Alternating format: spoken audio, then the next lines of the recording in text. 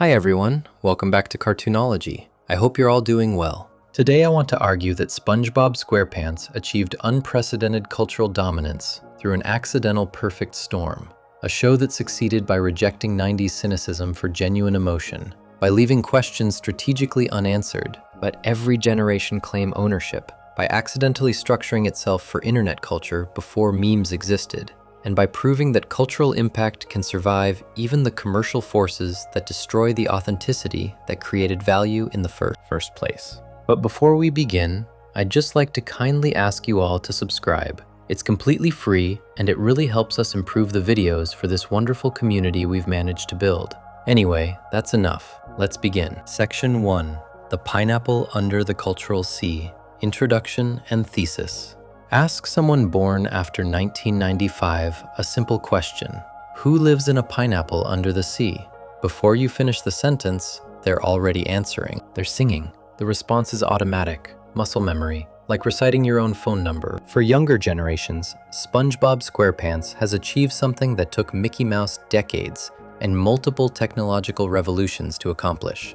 Total cultural saturation. According to animator Jason Donati from Northeastern University, there's now a generation that would recognize SpongeBob at a higher rate than Mickey Mouse. A yellow kitchen sponge with square pants has surpassed one of the most carefully cultivated corporate mascots in history. The numbers tell a story that seems almost absurd. 25 years after its premiere, on May 1st, 1999, SpongeBob SquarePants has generated a $16 billion global franchise. The show distributes to over 170 countries, translates into more than 30 languages, and maintains over 100 million viewers every quarter. The show has survived 3 theatrical films, spawned multiple spin-offs, inspired a Broadway musical, and generated enough merchandise to fill bikini bottoms several times over. These statistics are impressive. They tell us what happened without explaining why.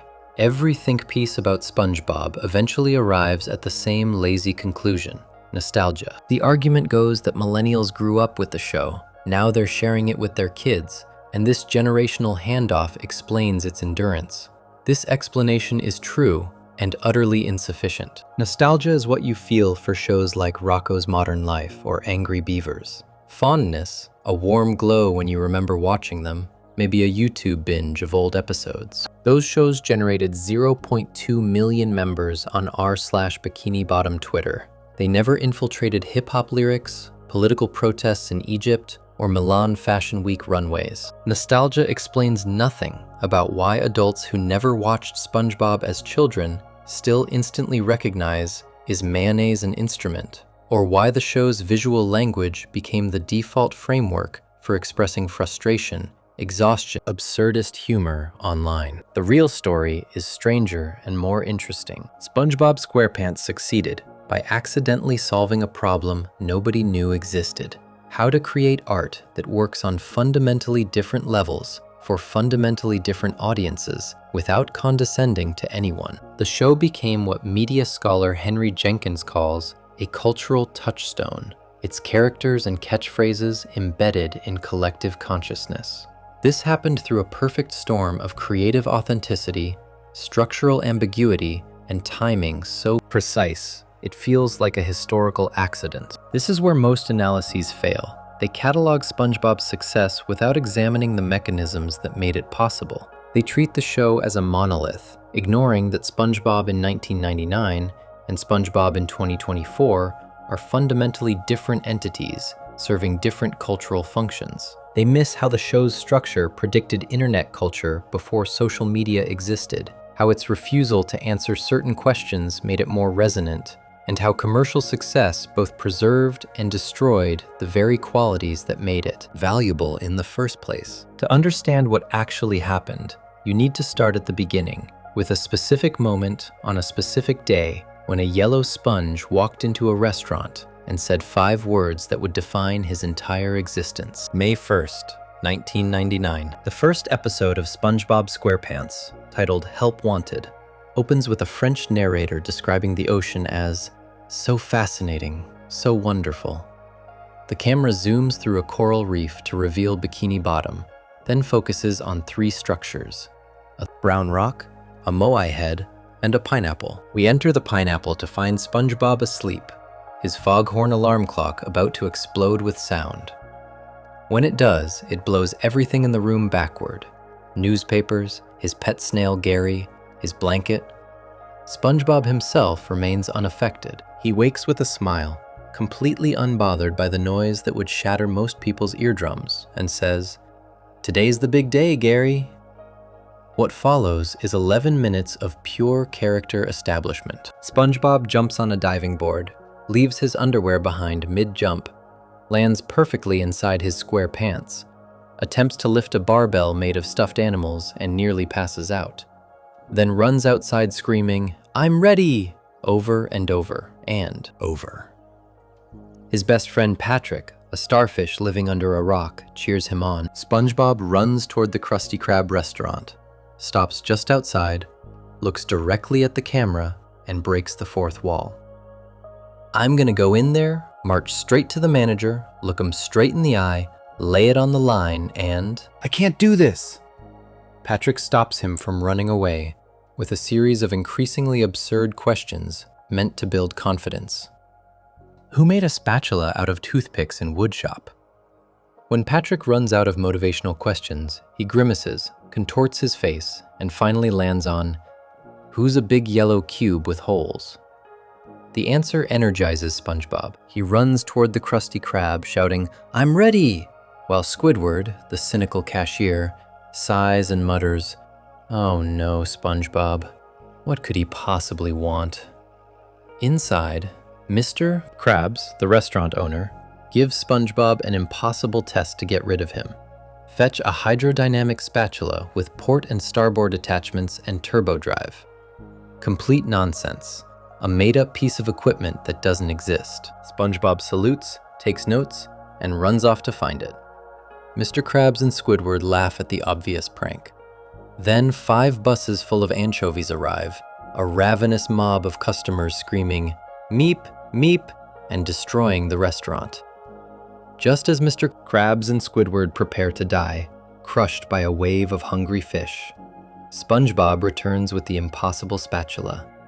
Because in SpongeBob's world, enthusiasm and determination can materialize the impossible. What follows is a montage set to Tiny Tim's Living in the Sunlight, Loving in the Moonlight, where SpongeBob cooks and serves hundreds of Krabby Patties in minutes, saving the day through sheer joy and competence. He flies through the kitchen, chops vegetables, squeezes condiments into smiley faces, and launches perfect burgers through the order window. Every anchovy gets fed. The buses leave happy. Mr. Krabs welcomes SpongeBob aboard. "That was the finest fast foodsmanship I've ever seen, Mr. Squarepants." When Patrick orders a single Krabby Patty at the end, SpongeBob launches dozens through the window, sending Patrick flying out of the restaurant. The episode ends with Squidward sarcastically calling for Mr. Krabs while chaos erupts around him. This 11-minute pilot contains everything that would make SpongeBob a cultural phenomenon. The relentless optimism in the face of self-doubt, the adult anxiety about proving yourself worthy of a minimum wage job, the workplace dynamics between the enthusiastic employee, the cynical coworker, and the money-obsessed boss, the sudden escalation from mundane situation to surreal catastrophe, the genuine triumph when competence and joy win the day, the ironic twist that success creates new problems. Critics at the time struggled to understand it. The show premiered to 2.96 million viewers. Decent numbers, nothing spectacular. Pam Kaufman, who would later become president of Paramount's Consumer Products Division, recalled, "It did okay. Nickelodeon kept it on air because the network still allowed shows time to build and breathe. Nobody expected SpongeBob SquarePants to become anything more than another Nickelodeon cartoon, joining the ranks of CatDog, Angry Beavers, and Rocko's Modern Life in the rotation. Something was different, though. In that first episode, creator Steven Hillenburg planted seeds that would grow in unexpected directions. SpongeBob's optimism was a philosophical stance, a way of moving through the world that would later feel radical in an increasingly cynical culture. The show's willingness to be genuinely joyful without ironic distance, set it apart from The Simpsons' satire and Ren and Stimpy's gross-out humor. As Syracuse University professor Robert Thompson later observed, there is something kind of unique about SpongeBob. It seems to be a refreshing breath from the pre-irony era. The question this essay seeks to answer is how. How did a show about an optimistic fry cook become the most memed television program in history? How did it influence everything from internet communication to fashion design? How did it save two-dimensional animation from extinction? How did it create a shared emotional language that works across generations, countries, and cultural contexts? The answer is architecture. SpongeBob SquarePants was built, whether intentionally or accidentally, to function as cultural infrastructure rather than mere entertainment. To understand this architecture, we need to go back before that first episode, back to a marine biologist with an unpublished educational comic book. A man who simply wanted to make something that felt true. But the show's cultural power came from the worldview behind it, shaped long before SpongeBob ever flipped his first Krabby Patty. Section 2. The Marine Biologist's Gambit. Hillenburg's pre-ironic vision. Steven Hillenburg never planned to become an animator. In 1984, he graduated from Humboldt State University with a degree in marine biology and a minor in art. The conventional wisdom was clear. Pick one, science or art. Nobody told him you could do both, that a background in marine science could become the foundation for one of the most successful animated shows in television history. After graduation, Hillenburg joined the Ocean Institute in Dana Point, California, an organization dedicated to educating the public about marine science and maritime history. His job was to teach visitors about the ocean, to make them care about creatures they'd never seen and ecosystems they'd never visit. This is where the first version of SpongeBob appeared, though he looked nothing like the character we know today. Hillenburg created an unpublished educational comic book called The Intertidal Zone. The host was Bob the Sponge, and he actually resembled a real sea sponge, irregular, brownish, none of the geometric clarity that would come later. The comic was a teaching tool. Each page introduced a different marine creature, explaining their behaviors, their habitats, their role in the ecosystem. Bob the Sponge guided readers through this underwater world with enthusiasm and curiosity. The project was earnest, educational, completely sincere. In 1987, Hillenburg left the institute to pursue an animation career at the California Institute of the Arts. Most people would have abandoned the educational comic at this point, filed it away as a learning exercise. Hillenburg kept thinking about Bob. The animation industry in the early 90s was going through a renaissance, particularly in television. Shows like The Simpsons had proven that primetime animation could work for adults. Ren and Stimpy pushed the boundaries of what children's animation could show, leaning into grotesque close-ups and body horror. These shows were smart, subversive, self-aware. They winked at the audience. They knew they were cartoons and reveled in that knowledge. This was the dominant mode. Irony, cynicism, the understanding that earnestness was for children and fools. Hillenburg met Joe Murray, creator of Rocko's Modern Life, at an animation festival. Murray offered him a job as a director on the series. Rocko's Modern Life was another entry in the Nickelodeon lineup of the mid-90s. Absurdist, satirical, occasionally disturbing. The show followed Rocko, a wallaby navigating the mundane horrors of modern suburban life, shopping at grocery stores, dealing with terrible jobs, surviving the bureaucracy of everyday existence. The humor was biting. The show had an edge. Working on Rocko's Modern Life taught Hillenburg the mechanics of television animation, the production schedules, the writing processes, the way you could sneak adult humor past network censors by hiding it in children's programming. He met writer Martin Olson on the show. Olson saw Hillenburg's old comic, The Intertidal Zone, and saw potential. He suggested Hillenburg create a series about marine animals. The idea resonated, though Hillenburg later told an interviewer, "A show? I hadn't even thought about making a show. And it wasn't my show." He claimed the Intertidal Zone was the inspiration for the show. Rocko's modern life ended in 1996. Hillenburg began developing SpongeBob SquarePants immediately afterward. He pulled character follow the Rocko's modern life template. Make it satirical, ironic, a little dark. Appeal to adults by being knowing and cynical. This was the formula that worked in the 90s. Hillenburg went the opposite direction. In interviews, he explained his influences. Laurel and Hardy shorts, Pee Wee Herman, Jerry Lewis. I think SpongeBob was born out of my love of Laurel and Hardy shorts, he said. You've got that kind of idiot buddy situation. That was a huge influence. SpongeBob was inspired by that kind of character. The innocent, a la Stan Laurel. This was a radical choice in the context of 90s animation. The innocent. A character type that belonged to 1920s silent films. To a pre-ironic era when you could have characters who were genuinely naive, genuinely optimistic, genuinely well-meaning. The character design reflected this philosophy. SpongeBob was designed to be childlike, goofy, optimistic. Jerry Lewis was a specific touch point, that style of physical comedy where enthusiasm creates chaos. Hillenburg conceived SpongeBob as an adult character who maintained childlike wonder. This immediately created problems with Nickelodeon executives. The network had a formula, animation about kids in school. That formula worked.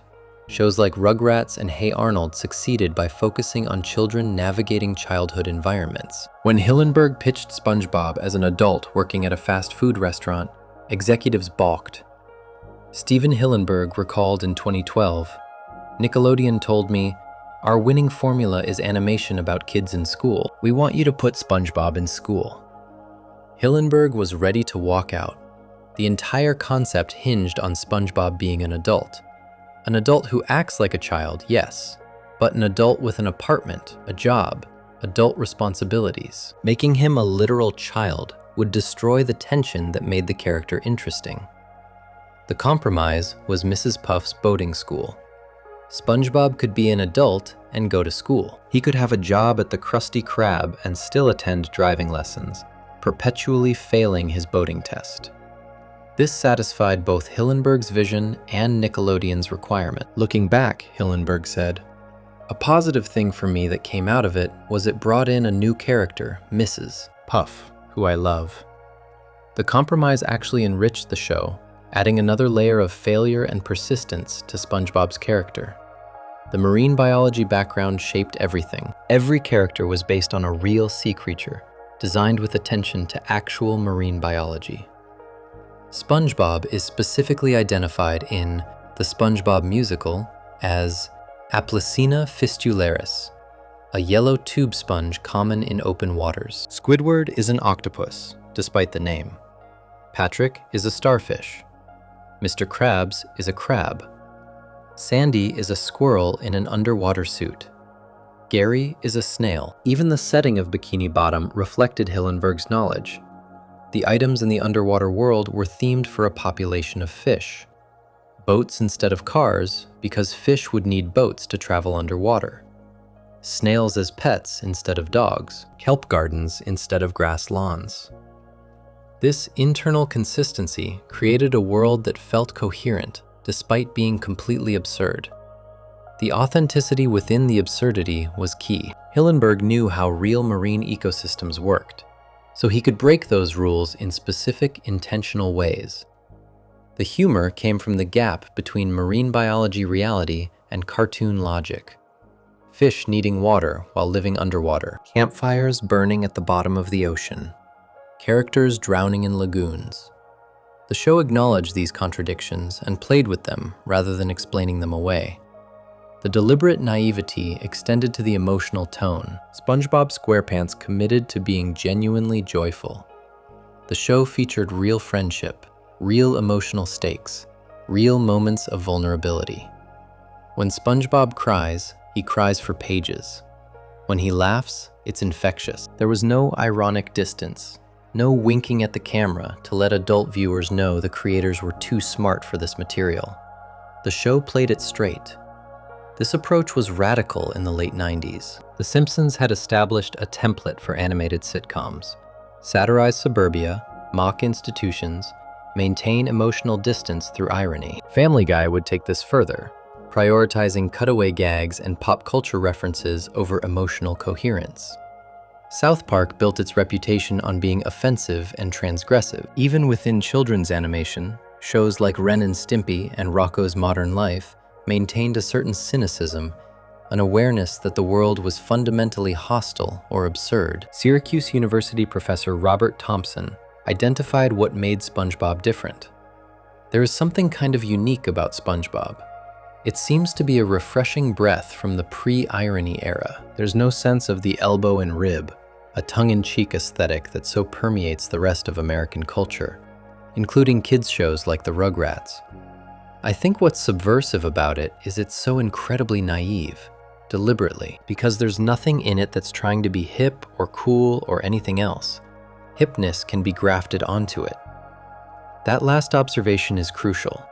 Because SpongeBob made no effort to be cool, it became cool. Because it committed fully to sincerity, it could be embraced ironically by teenagers and adults without feeling like it was pandering.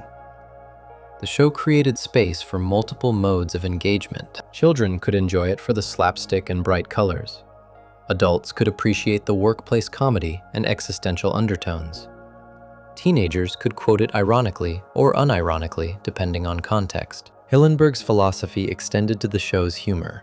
He wanted comedy that made people genuinely laugh, that came from character and situation, rather than meanness or shock value. In early interviews, he emphasized that the goal was to make something funny without being cruel. SpongeBob could be annoying to Squidward, but the show usually sided with SpongeBob's enthusiasm over Squidward's cynicism. When Squidward suffered, it was often self-inflicted or the result of his own bitterness. The universe of the show rewarded joy and punished excessive cynicism. This moral framework was subtle. The show never preached. It never had very special episodes about learning lessons. The lessons emerged organically from who the characters were and how they interacted with their world. SpongeBob's optimism led to success more often than failure. His belief that people were fundamentally good was usually validated. His enthusiasm was contagious rather than grating. The show suggested, without ever stating explicitly, that approaching life with joy and openness was actually the rational choice. The production values reflected Hillenburg's commitment to quality. The show used traditional cell animation in its first season, giving it a textured, handcrafted feel. The color palette was deliberately bright, yellows, pinks, blues, greens, creating a visual environment that felt welcoming and energetic. The character designs were simple enough to be iconic, while complex enough to allow for expressive animation. SpongeBob's square shape and large eyes made him immediately recognizable and infinitely malleable for different emotional states. Hillenburg also made specific choices about music. The early seasons featured Hawaiian music and surf rock, giving the show a retro, timeless quality. The genre choice was deliberate. Hawaiian music evoked the ocean without being literal ocean sounds. It created an atmosphere that felt both exotic and familiar, tropical and accessible. This musical identity became part of the show's DNA, so integral that when later seasons shifted to custom compositions, longtime fans noticed the loss immediately. The creative team Hillenburg assembled shared his philosophy. Writers were encouraged to create comedy that made each other laugh in the room. The goal was never to be clever or sophisticated in a way that would alienate children. Mark Ceccarelli, who joined the show in 2010 as a writer and storyboard artist, later explained, "We're basically making cartoons for a bunch of adults who still like watching cartoons." That description captures the approach perfectly. Make something that works for adults who refuse to outgrow their capacity for joy. Looking at Hillenburg's background, the success of SpongeBob SquarePants makes perfect sense. A marine biologist understands ecosystems, how different organisms interact and depend on each other. A teacher understands how to communicate complex ideas through simple, engaging frameworks. An animator who loves Laurel and Hardy understands physical comedy and the power of the innocent fool. Someone who worked on Rocko's Modern Life understands how to structure television animation and sneak sophisticated humor into children's programming. Hillenburg combined all these elements into something that felt genuinely new. The pre-ironic vision was a gamble. In the late 90s, sincerity was suspect. Earnestness was for suckers. The cultural conversation had shifted toward postmodernism, self-awareness, the deconstruction of meaning. Creating a show about a genuinely optimistic character who loved his minimum wage job and believed in the goodness of his friends could have been laughable. It could have felt naive in the pejorative sense, out of touch with how the world actually worked. Hillenburg's genius was recognizing that people were exhausted by cynicism. The irony-poisoned approach to media had become its own kind of prison. You could never be sincere without immediately undermining yourself. You could never care about anything without acknowledging that caring was foolish. This emotional stance was sophisticated in some ways, protective in others, but ultimately limiting. It meant entire emotional registers were off limits. SpongeBob SquarePants offered an alternative.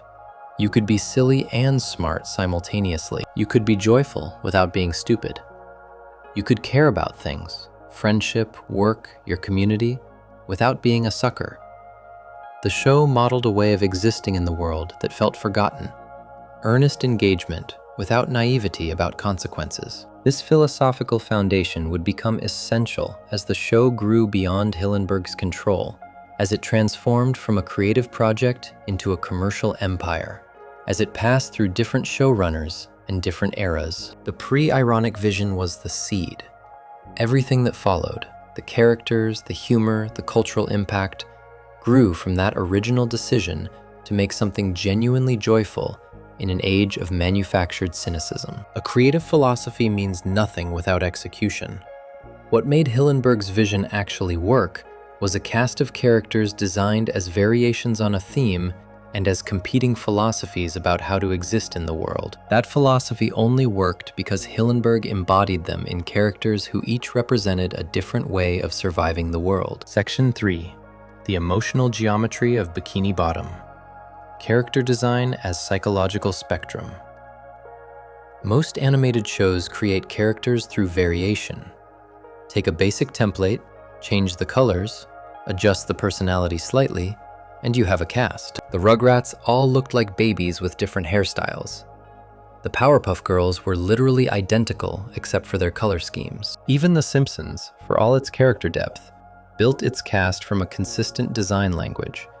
Everyone had the same overbite, the same rounded features, the same simplified anatomy. Steven Hillenburg rejected this approach entirely. Each character in SpongeBob SquarePants was designed from scratch for their specific personality. Mark Ceccarelli, who joined the show as a writer and storyboard artist in 2010, explained the philosophy. Each of the characters is really well defined and unique in a way. You look at a lot of shows, and they have this signature art style where all the characters kind of feel like variations of the same character. Whereas in SpongeBob, each character is designed for their personality. I think that makes the characters feel even more real and fleshed out than many other shows.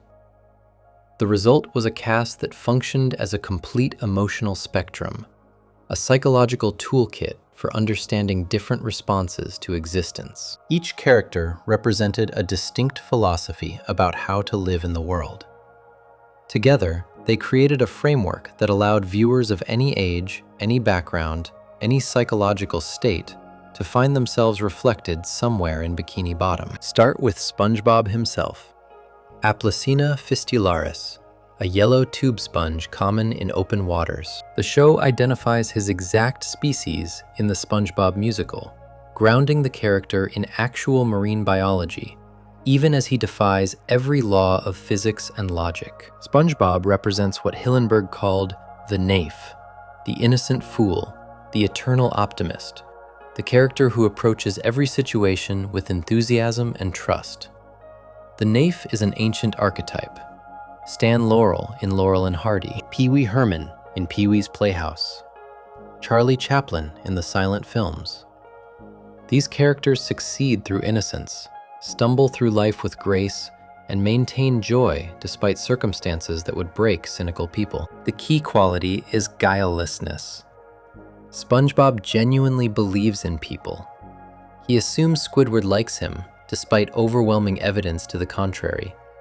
He loves his job at the Krusty Krab with religious devotion. He approaches every day like it might contain magic. This optimism is crucial. SpongeBob is an adult. He has his own house, his own pet, his own job. He pays bills, presumably. He exists in adult society, yet he maintains a childlike wonder about the world. He gets excited about blowing bubbles. He plays with his best friend. He cries openly when upset. This combination, adult responsibilities with childlike emotional availability, creates a character who models a specific way of being in the world. You can grow up without becoming jaded. You can have adult problems without adopting adult cynicism. The design reinforces this. SpongeBob is square, yellow, bright. His eyes are huge and expressive. His smile is gap-toothed and genuine. Everything about his visual appearance communicates openness and approachability. He's soft, absorbent, literally designed to soak up whatever the world throws at him. When he cries, he leaks water. When he's scared, he falls apart into pieces. His body responds directly to his emotional state, without filters or defenses. Tom Kenny voices SpongeBob with a high-pitched, enthusiastic delivery. The voice was based on a frustrated dwarf actor Kenny encountered while auditioning for a commercial. Kenny had originally used a version of this voice for a minor background character in Rocko's Modern Life. When Hillenburg was developing SpongeBob, he remembered the voice and asked Kenny to recreate it. Kenny recalls Hillenburg saying, "That's it. I don't want to hear anybody else do the voice. We've got SpongeBob."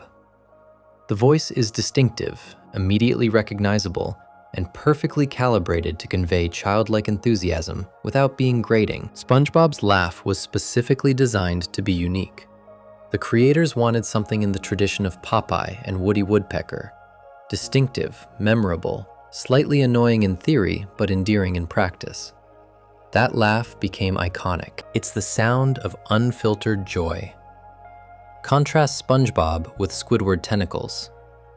Squidward is an octopus, despite his name suggesting a squid. This biological inaccuracy is never explained or acknowledged. He's just Squidward. Where SpongeBob is square and yellow, Squidward is long and teal. Where SpongeBob has huge eyes and a perpetual smile, Squidward has drooping eyelids and a permanent frown. His nose is elongated, elegant, aristocratic. His whole design communicates pretension and dissatisfaction. Squidward represents cynicism, frustration, artistic ambition without talent or opportunity. He plays clarinet badly. He paints self-portraits nobody wants. He works as a cashier at the Krusty Krab, a job he openly despises. He lives between SpongeBob and Patrick, two neighbors whose existence he considers a personal insult. Every day is a reminder that his life turned out smaller than he imagined. Roger Bumpus voices Squidward with a nasal, irritated tone. The voice drips with condescension and exhaustion. Squidward speaks to everyone like they're interrupting something important, even when he's doing nothing. His default mode is barely suppressed rage.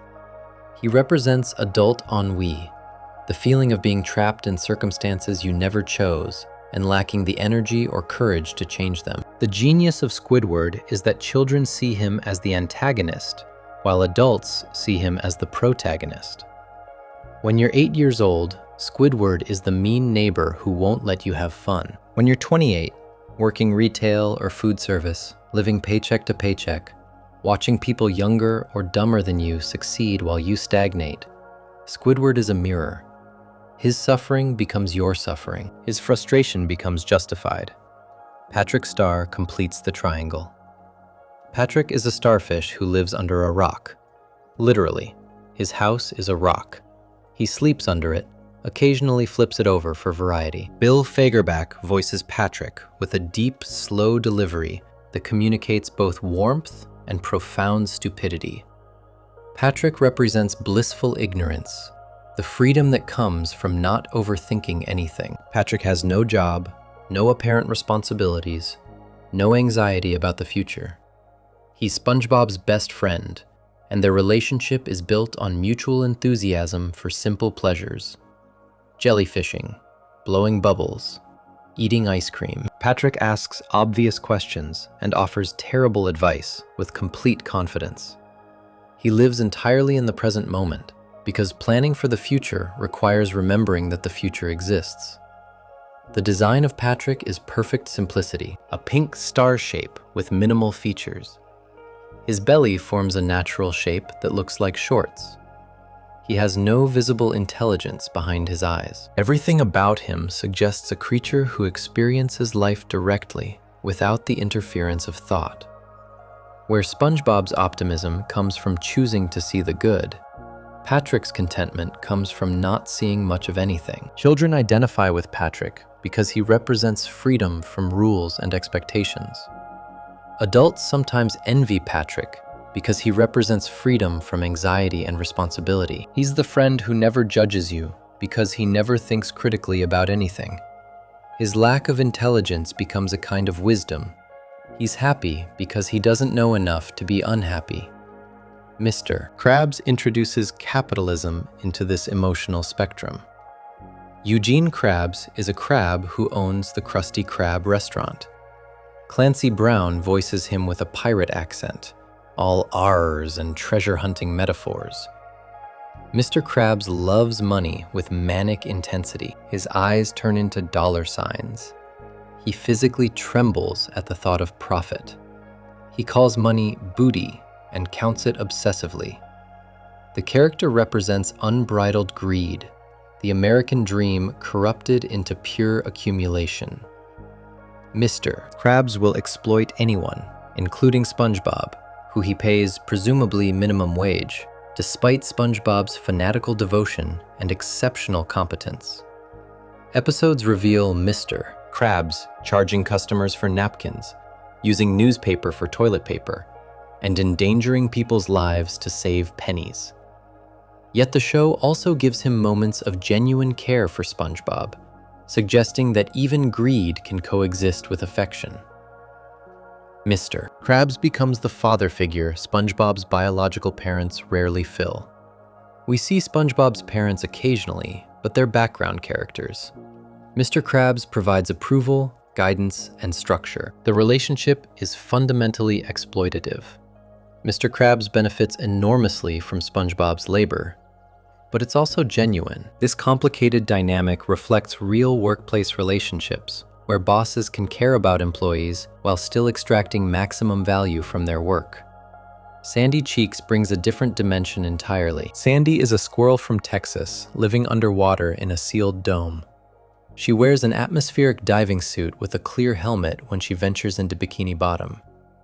Carolyn Lawrence voices her with a thick Texas accent, emphasizing her outsider status. Sandy represents ambition, intelligence, cross-cultural bridging, and the choice to build a life in a fundamentally hostile environment. Sandy is a scientist and an athlete. She does karate with SpongeBob. She invents elaborate machines and conducts experiments.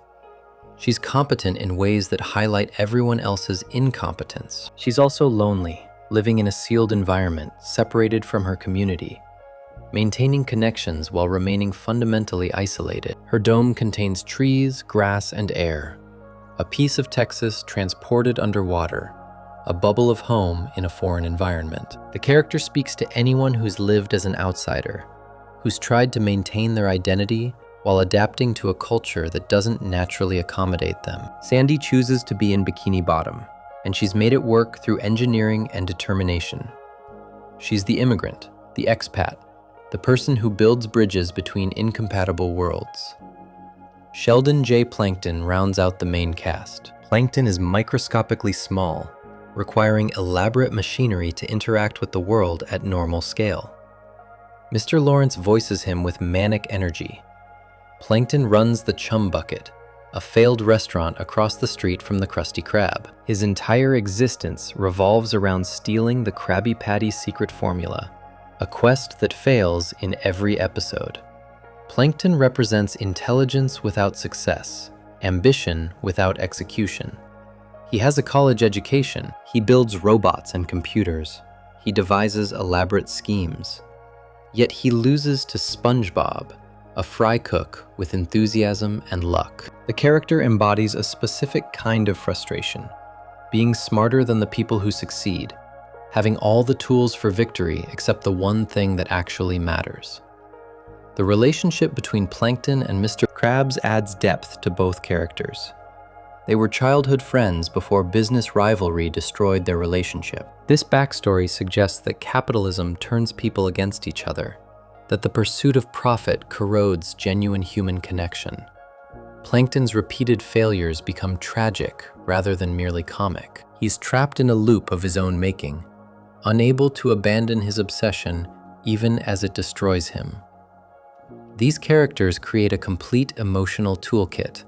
SpongeBob for optimism, Squidward for cynicism, Patrick for contentment through ignorance, Mr. Krabs for greed and ambition, Sandy for competence and isolation, Plankton for frustrated intelligence. The show gives you every option for how to respond to life's challenges, models the consequences of each approach, and lets you identify with different characters at different moments. This is why SpongeBob works across generations. Children identify with SpongeBob's enthusiasm and Patrick's freedom. Teenagers begin appreciating Squidward's frustration and Sandy's competence. Adults realize they've become Squidward, working jobs they hate, surrounded by people who seem inexplicably happy. The show grows with you because it contains space for wherever you are emotionally.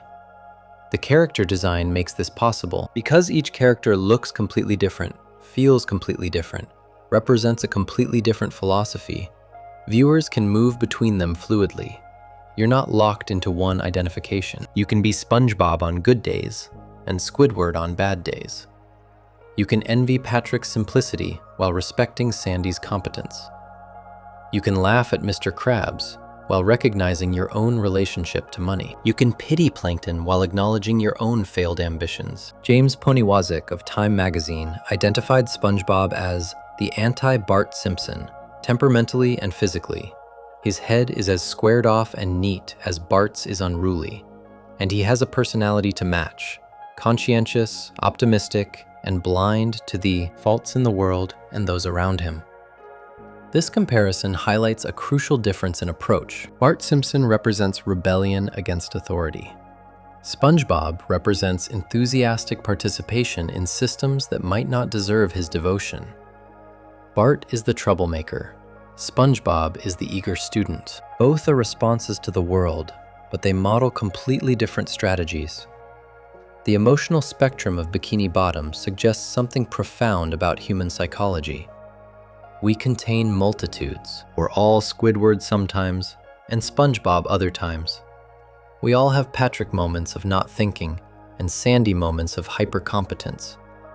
The show doesn't force you to pick one identity. It shows how these different approaches interact, conflict, and ultimately coexist.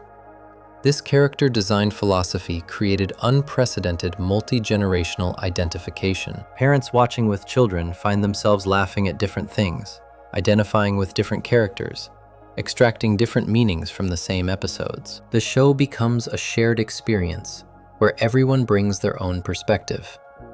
A 5-year-old and a 35-year-old can watch the same episode and both feel seen, understood, represented. The characters exist in a vacuum. They inhabited a world that somehow made absurdist underwater logic feel more authentic than most realistic settings. The secret was in the details, but characters alone aren't enough. Those philosophies only resonate because Bikini Bottom itself operates on a logic that feels absurd on the surface and strangely truthful underneath. If you're enjoying this so far, make sure you're subscribed. Section 4. Authenticity through absurdity, world-building and the dual-layer comedy machine. The characters exist in a vacuum. They inhabited a world that somehow made absurdist underwater logic feel more authentic than most realistic settings. The secret was in the details. Bikini Bottom operates on rules that make zero sense and perfect sense simultaneously.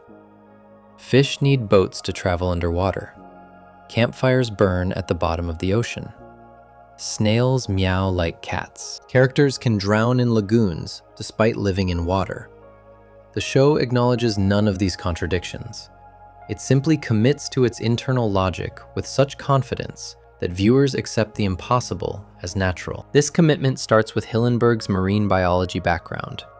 Every location, every prop, every background detail reflects knowledge of actual ocean ecosystems, filtered through cartoon absurdity. The Krusty Krab is built to look like a lobster trap. The chum bucket resembles an actual bucket with a giant chum container. Patrick's rock is a real rock. SpongeBob's pineapple house is an actual pineapple that fell from a ship, took root on the ocean floor, and somehow became habitable. The show treats this as completely normal. The retro Hawaiian aesthetic reinforces this timelessness. Tiki culture, surf rock music, mid-century design elements. Nothing about Bikini Bottom feels contemporary to 1999 or any specific era. The visual language pulls from the 1950s and 60s, creating a nostalgic atmosphere that feels familiar without being dated. When you watch SpongeBob, you enter a world that exists outside normal time, a perpetual summer vacation at the beach. The pineapple itself functions as metaphor. SpongeBob lives in a piece of fruit that doesn't belong underwater, making a home in a fundamentally strange place. The interior is impossibly large, containing multiple floors, furniture, and Gary's food bowl. The architecture makes no physical sense. The pineapple represents the show's philosophy. You can create comfort and joy anywhere if you commit fully enough to the bit. Take Reef Blower, the second episode ever aired. The entire 7-minute episode contains zero dialogue, pure visual comedy. SpongeBob notices a shell on his lawn, decides to remove it with a reef blower, and accidentally destroys everything around him while Squidward tries to relax. The reef blower malfunctions, sucks up all the ocean water, explodes, and buries Squidward in sand. The shell ends up on Squidward's nose. Episode over. This episode demonstrates world building through pure action. SpongeBob's obsession with lawn care underwater establishes his character. Squidward's irritation at minor imperfections establishes his character. The reef blower existing as a tool establishes that Bikini Bottom has underwater versions of surface technology. The visual gags escalate from small absurdities to reality-breaking chaos, all without a single word of dialogue. The animation, the timing, the physical comedy carry everything. Reef Blower also showcases the show's commitment to absurd logic. SpongeBob sucks up all the water in the ocean. Characters gasp and suffocate on air. When the reef blower explodes, water returns, and everything goes back to normal, except for the massive sand piles everywhere. The show presents this impossible sequence with complete seriousness. The joke is in the visual escalation, the contrast between mundane goal, remove shell, and catastrophic execution, destroy ocean. This absurdist commitment creates emotional authenticity. Because the show follows its own rules consistently, viewers trust the world. When SpongeBob cries, he cries tears despite living underwater. When he's happy, he glows with genuine joy. The emotions feel real because the world, however impossible, responds consistently to those emotions. The absurdity becomes the foundation for truth. The writing structure enabled this consistency. SpongeBob used a 2-tier system unlike most animation. 5 outline and premise writers created initial storylines. Each outline then went to storyboard director teams who fleshed out the story, drew thumbnail storyboards, and wrote dialogue. The thumbnail storyboard functioned as the script. This visual-first approach meant jokes were built around what looked funny, what movement created comedy, what facial expressions communicated emotion. Mark Ceccarelli, who joined as a writer and storyboard artist in 2010, explained the philosophy. We're basically making cartoons for a bunch of adults who still like watching cartoons. This statement captures the target audience perfectly. Adults who refuse to outgrow animation. People who wanted sophisticated humor wrapped in bright colors and silly voices. The show aimed for this demographic from the beginning, trusting that children would enjoy the surface level while adults found deeper satisfaction. The dual-layer comedy machine worked because the show never sacrificed one audience for the other. Nasty Patty demonstrates this perfectly. The episode starts with a health inspector arriving at the Krusty Krab. Mr. Krabs panics about violations. SpongeBob sweet-talks the inspector. Everything seems fine until a news bulletin announces a fake health inspector scamming restaurants for free food. Mr. Krabs and SpongeBob immediately assume their inspector is the fake, become enraged about the free food, and decide to punish him. Children watching see slapstick revenge. The health inspector eats a horrible burger that Mr. Krabs and SpongeBob deliberately contaminate with volcano sauce, seahorse radish, toenail clippings, and toilet water. SpongeBob calls it the Nasty Patty. The inspector chokes on a fly, slips on condiment packets, bangs his head, and passes out. Physical comedy, gross humor, characters panicking. Adults watching see something darker. Mr. Krabs and SpongeBob genuinely believe they killed a man. They spend the rest of the episode trying to hide the body, digging graves, getting interrupted by police officers, stuffing the corpse in a trunk. The comedy comes from escalating paranoia and absurd coincidences. Every time they think they've hidden the body, it appears somewhere else. The inspector keeps almost waking up, then getting knocked out again by accidents. The dialogue operates on both levels. SpongeBob says, "I'm too young to go to jail." Children laugh at the exaggeration. Adults recognize legitimate anxiety about consequences. Mr. Krabs yells, "You fed him the tainted patty!" Children hear blame shifting. Adults hear criminal conspiracy falling apart. When the inspector finally wakes up at the end, reveals he was unconscious from accidents, and passes the health inspection anyway, both audiences get satisfaction. Children see a happy ending. Adults appreciate the ironic justice. Pizza delivery works similarly. Surface level. SpongeBob and Squidward deliver a pizza. They get lost, argue, nearly starve, and eventually complete the delivery. Simple plot. Children enjoy the journey. The silly song SpongeBob sings, "The Krusty Krab pizza is the pizza for you and me." The visual gags, like riding a rock like a car. Deeper level. Workplace comedy about exploitation and emotional labor. Mr. Krabs forces Squidward and SpongeBob to deliver a pizza, despite the restaurant closing, despite never having delivered before, despite lacking delivery infrastructure. They have zero training. The boat runs out of gas immediately. They walk through the wilderness for hours. Squidward suffers, while SpongeBob maintains enthusiasm. When they finally arrive, the customer screams at SpongeBob for forgetting a drink that was never ordered. SpongeBob nearly cries. The emotional climax happens when Squidward, who spent the entire episode complaining about SpongeBob's cheerfulness, becomes furious on SpongeBob's behalf. He marches back to the customer's house, says, "This one's on the house," and smashes the pizza in the customer's face. Then he lies to SpongeBob, telling him the customer loved it. This act of protection, this defense of someone else's joy, redeems Squidward's cynicism. Adults watching recognize this as character development. Children just see Squidward being nice.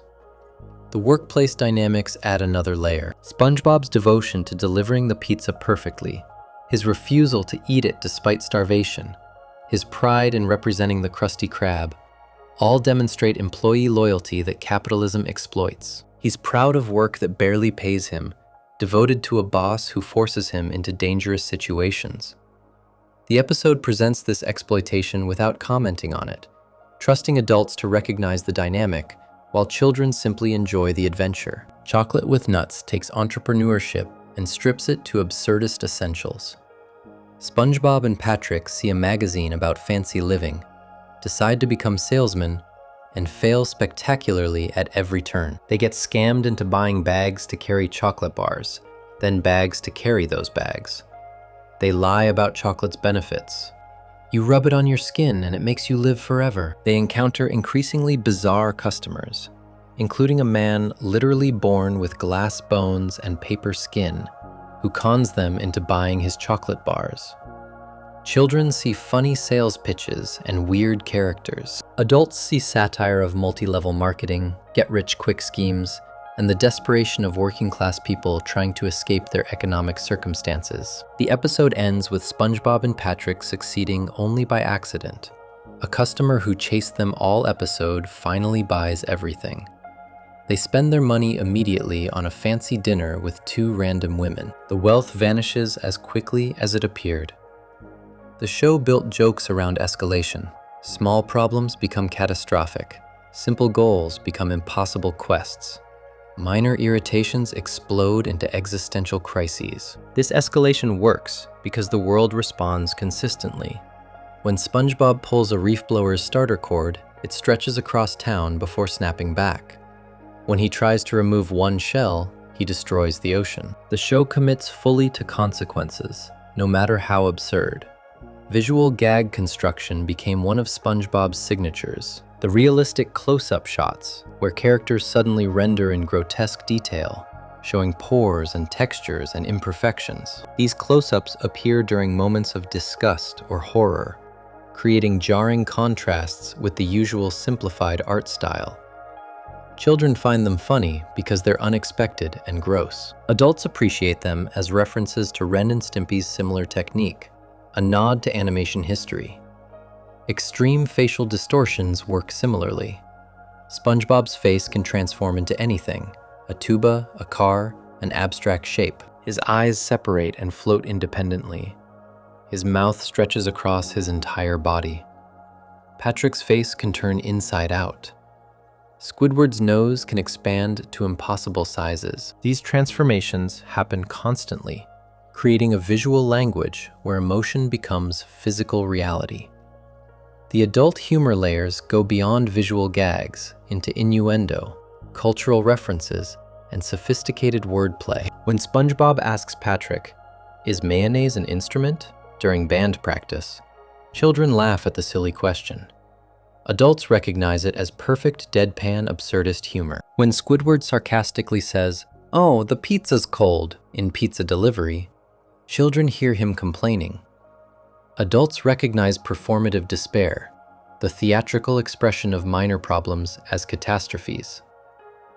Cultural references appear constantly. The show references Laurel and Hardy, Pee Wee Herman, classic Hollywood films, 1950s suburban culture. These references work on recognition for adults who catch them, and pure entertainment for children who experience them as original content. A visual gag that parodies The Twilight Zone functions as general weirdness for kids and specific homage for adults. The sophisticated wordplay shows in how characters speak. Mr. Krabs uses pirate terminology. "Arr, me booty, barnacles." Squidward uses pretentious vocabulary. Sandy speaks with a thick Texas accent. Patrick uses simple language that occasionally reveals unexpected depth. SpongeBob switches between childlike excitement and surprisingly articulate observations. The vocal performances create distinct personalities through language choice alone. Tom Kenny's voice work for SpongeBob deserves specific attention. He modulates between innocent enthusiasm, determined focus, crushing disappointment, and manic joy within single episodes. The voice was designed to be distinctive, slightly annoying in theory, but charming in execution. The laugh, specifically crafted to stand out, became one of the most recognizable sounds in television. Kenny built a character voice that worked for both "I'm ready" determination and genuine emotional vulnerability. The music reinforced the world building. Early seasons used Hawaiian music and surf rock, creating an atmosphere that felt tropical and timeless. The song choices avoided contemporary styles, ensuring episodes wouldn't feel dated. When SpongeBob sings, "The Krusty Krab pizza is the pizza for you and me," in Pizza Delivery, the melody is simple and memorable. The song has multiple variations throughout the episode: beatboxing, blues rock soul, exhausted mumbling. The progression mirrors the character's physical and emotional deterioration. Tiny Tim's "Living in the Sunlight, Loving in the Moonlight" in Help Wanted set the tone for everything that followed. The song, from 1929, is aggressively cheerful and slightly unsettling. Using it for SpongeBob's first cooking montage established the show's retro aesthetic and commitment to joy. The choice also demonstrated cultural knowledge. This wasn't generic stock music, but a specific artistic decision that added layers to the scene. The show created comedy through commitment to impossible premises. In Pizza Delivery, SpongeBob uses moss to determine which direction leads to civilization. Squidward mocks this as pioneer superstition. SpongeBob insists it works. Squidward goes the opposite direction. The camera pans out to show civilization in the direction SpongeBob indicated. The joke works because the absurd claim is validated, but Squidward's cynicism prevents him from accepting help. This pattern repeats constantly. SpongeBob makes impossible claims that turn out true. He says pioneers rode rocks for miles, then actually rides a rock. He claims a hydrodynamic spatula with port and starboard attachments exists, then finds one. The universe of SpongeBob rewards belief over skepticism, enthusiasm over cynicism. This moral framework operates subtly, never preaching, simply demonstrating through outcomes. The world-building and comedy mechanics created something unprecedented. Entertainment that worked equally well for 5-year-olds and 35-year-olds, that could be enjoyed passively or analyzed deeply, that rewarded casual viewing and obsessive rewatching. The show built a world so consistent in its absurdity that emotional truth flourished. The dual-layer writing meant everyone found something meaningful, whether that meaning came from slapstick or satire. Yet for all its clever writing, SpongeBob's true genius might have been in what it left deliberately ambiguous. If this is your kind of content, go ahead and subscribe. Section 5. The power of the unanswered question. Strategic ambiguity as cultural multiplier. The most powerful thing SpongeBob SquarePants ever did was refuse to explain itself. Most shows feel compelled to answer their own questions. What's in the box? Who is the villain? What's the backstory? SpongeBob operates differently. It presents mysteries, contradictions, and ambiguities, then simply moves on without resolution. This refusal to define creates space for viewers to fill the gaps with their own interpretations, transforming a children's cartoon into a canvas for projection. The Krabby Patty's secret formula is the perfect example. For over 25 years, Plankton has schemed to steal it. He's built robots, disguised himself, hypnotized people, and attempted theft thousands of times. He never succeeds. More importantly, we never learn what the formula actually contains. The show occasionally teases answers, then pulls back. The formula exists as a MacGuffin, a plot device that drives action without needing substance. This eternal mystery keeps Plankton's schemes fresh. If we knew the formula, if Plankton finally succeeded, the dynamic would collapse. The unanswered question preserves infinite possibility. Fans create theories, some absurd, some surprisingly plausible. The secret ingredient is love. The secret ingredient is crab meat. The secret ingredient is plankton. Each theory works because the show never confirms or denies anything. The ambiguity extends to SpongeBob himself. His birth date is established in early episodes as July 14th, 1986. This makes him 39 years old as of 2026. He has his own house, pays bills, holds a job. He's legally and practically an adult, yet he acts like a child. He plays with toys, attends boating school, cries when upset, gets excited about bubbles. This age paradox is never explained. SpongeBob exists simultaneously as competent adult and naive child. He's responsible enough to live independently and skilled enough to be the best fry cook in Bikini Bottom. He's also emotionally vulnerable, socially awkward, and dependent on authority figures for guidance. The show presents both realities without reconciling them. This dual nature lets different viewers identify with different aspects. Children see a peer, someone who shares their enthusiasm and wonder. Adults see someone who maintains childlike joy despite adult responsibilities. The ambiguity creates a character who works across age groups because he refuses to be just one thing. Then there's the sexuality question. In 2002, SpongeBob's popularity with gay men began growing. The attention focused on his flamboyant lifestyle and tolerant attitude. Episodes like Rockabye Bivalve accelerated this adoption. In that episode, SpongeBob and Patrick find a baby scallop, decide to raise it together, and immediately fall into domestic partnership roles. SpongeBob wears a red polka-dotted dress and takes the mother role. Patrick wears a bow tie and goes to work as the father. They sleep in bunk beds. They push a stroller through town, while other characters give them confused looks. A thought bubble appears, showing their confusion. Sponge plus starfish equals scallop? The episode plays this completely straight. The joke is about parenting dynamics, division of labor, and the exhaustion of childcare. Patrick becomes a deadbeat dad who watches TV, while SpongeBob does all the work. For children, this is a story about taking care of a pet.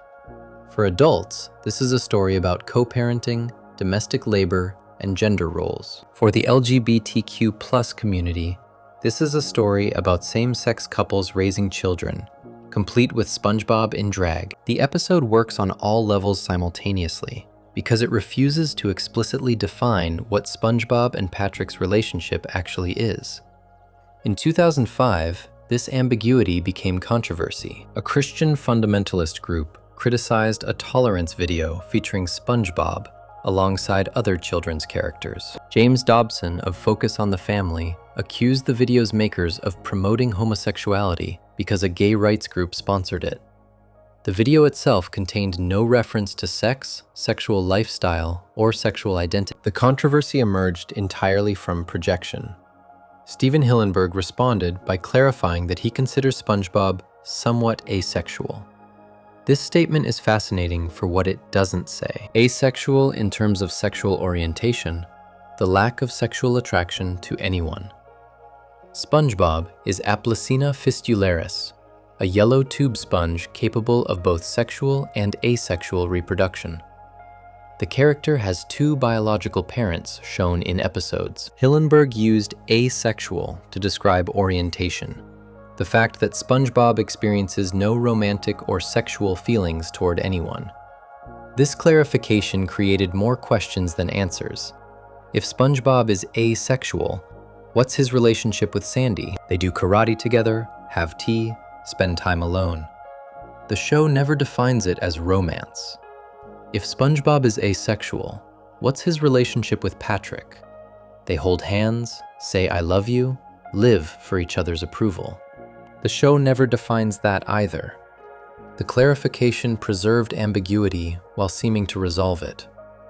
In 2020, Nickelodeon posted a Pride Month tweet featuring SpongeBob wearing a rainbow-colored tie. The tweet included transgender actor Michael D. Cohen and Korra from The Legend of Korra, who is in a same-sex relationship. Some users interpreted this as the network quietly announcing SpongeBob as gay. Others pointed to Hillenburg's previous statement about asexuality. The debate raged for days. Nickelodeon never clarified. The ambiguity persisted. Academic analysis entered the conversation. Jeffrey P. Dennis wrote a journal article titled "The Same Thing We Do Every Night, Signifying Same-Sex Desire in Television Cartoons." He argued that SpongeBob and Patrick are paired with arguably erotic intensity. He noted they're not consistently coded as romantic partners, since they live in separate residences and have distinct friend groups. Dennis claimed that in the series, the possibility of same-sex desire is never excluded. That last phrase is crucial. The possibility is never excluded. The show never confirms, never denies, simply leaves space for interpretation. This ambiguity expanded the audience rather than limiting it. Straight viewers see friendship. Queer viewers see representation. Both interpretations work because the text supports both readings. The pattern repeats with neurodivergence. In 2024, voice actor Tom Kenny was asked at a fan convention whether SpongeBob is autistic. He responded, Yes, of course he is. That's his superpower. The same way that's your superpower. 3 days later, in an interview with Entertainment Weekly, Kenny clarified this wasn't an official statement, calling it a private moment that I had with a fan, but it seems like it's been empowering and helpful to people out there. A decade earlier, on the WTF with Mark Maron podcast, Kenny described SpongeBob as a little autistic, obsessed with his job, very hardworking, gets really deep into something. Fans on online forums noted other behaviors: meltdowns when stressed, blindness to sarcasm, inability to read social cues, hyper-focus on specific interests like jellyfishing and bubbles. Other voice actors, including Mr. Lawrence and Clancy Brown, agreed the character connects with autistic children and adults at every level of the spectrum. Again, the show never confirms or denies. SpongeBob displays traits that neurodivergent viewers recognize. He has emotional regulation difficulties, crying floods of tears or laughing uncontrollably. He misses social cues constantly, believing Squidward likes him despite overwhelming evidence otherwise. He fixates on routines and becomes distressed when they change. He approaches the world with literal mindedness that creates comedy, but also reflects a specific cognitive style. The ambiguity lets autistic viewers see themselves represented without the show pathologizing the traits. SpongeBob is happy, successful, loved by friends. His different way of processing the world is presented as a character trait, his personality, rather than something requiring correction. The show normalizes neurodivergence without naming it, creating representation through omission. This strategic ambiguity works because the show trusts viewers to complete the picture. Most entertainment operates through definition. Here's the hero, here's the villain, here's the moral. SpongeBob operates through suggestion. Here are some characters, here are some situations. Figure out what it means to you. This approach respects audience intelligence while maximizing interpretive possibility. The age ambiguity lets everyone find their entry point. Children identify with SpongeBob's emotional availability. Teenagers identify with his social awkwardness. Adults identify with his workplace competence, despite being undervalued. Each group sees different aspects because the show presents all aspects simultaneously without declaring one definitive. The sexuality ambiguity prevents gatekeeping. If SpongeBob were explicitly straight, queer viewers would feel excluded. If SpongeBob were explicitly gay, conservative viewers might reject the show. By leaving it undefined, the show welcomes everyone. Each viewer brings their own assumptions, projects their own understanding, finds validation for their interpretation. The neurodivergence ambiguity creates universal access. Neurotypical viewers see SpongeBob as silly and energetic. Neurodivergent viewers see SpongeBob as one of them, navigating a neurotypical world with different processing tools. Both readings work because the show presents the traits without labeling them as divergent or typical. This ambiguity extends to smaller details. Is Gary a cat or a snail? He meows like a cat, looks like a snail, behaves like a pet. The show never resolves it. Is Squidward an octopus or squid? His name says squid. His design shows 8 legs, octopus. The show calls him an octopus in some episodes. The contradiction persists without explanation.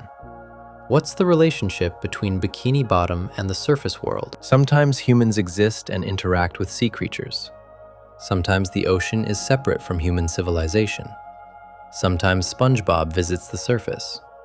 Sometimes the surface is dangerous and unknown. The show presents multiple contradictory realities, depending on episode needs.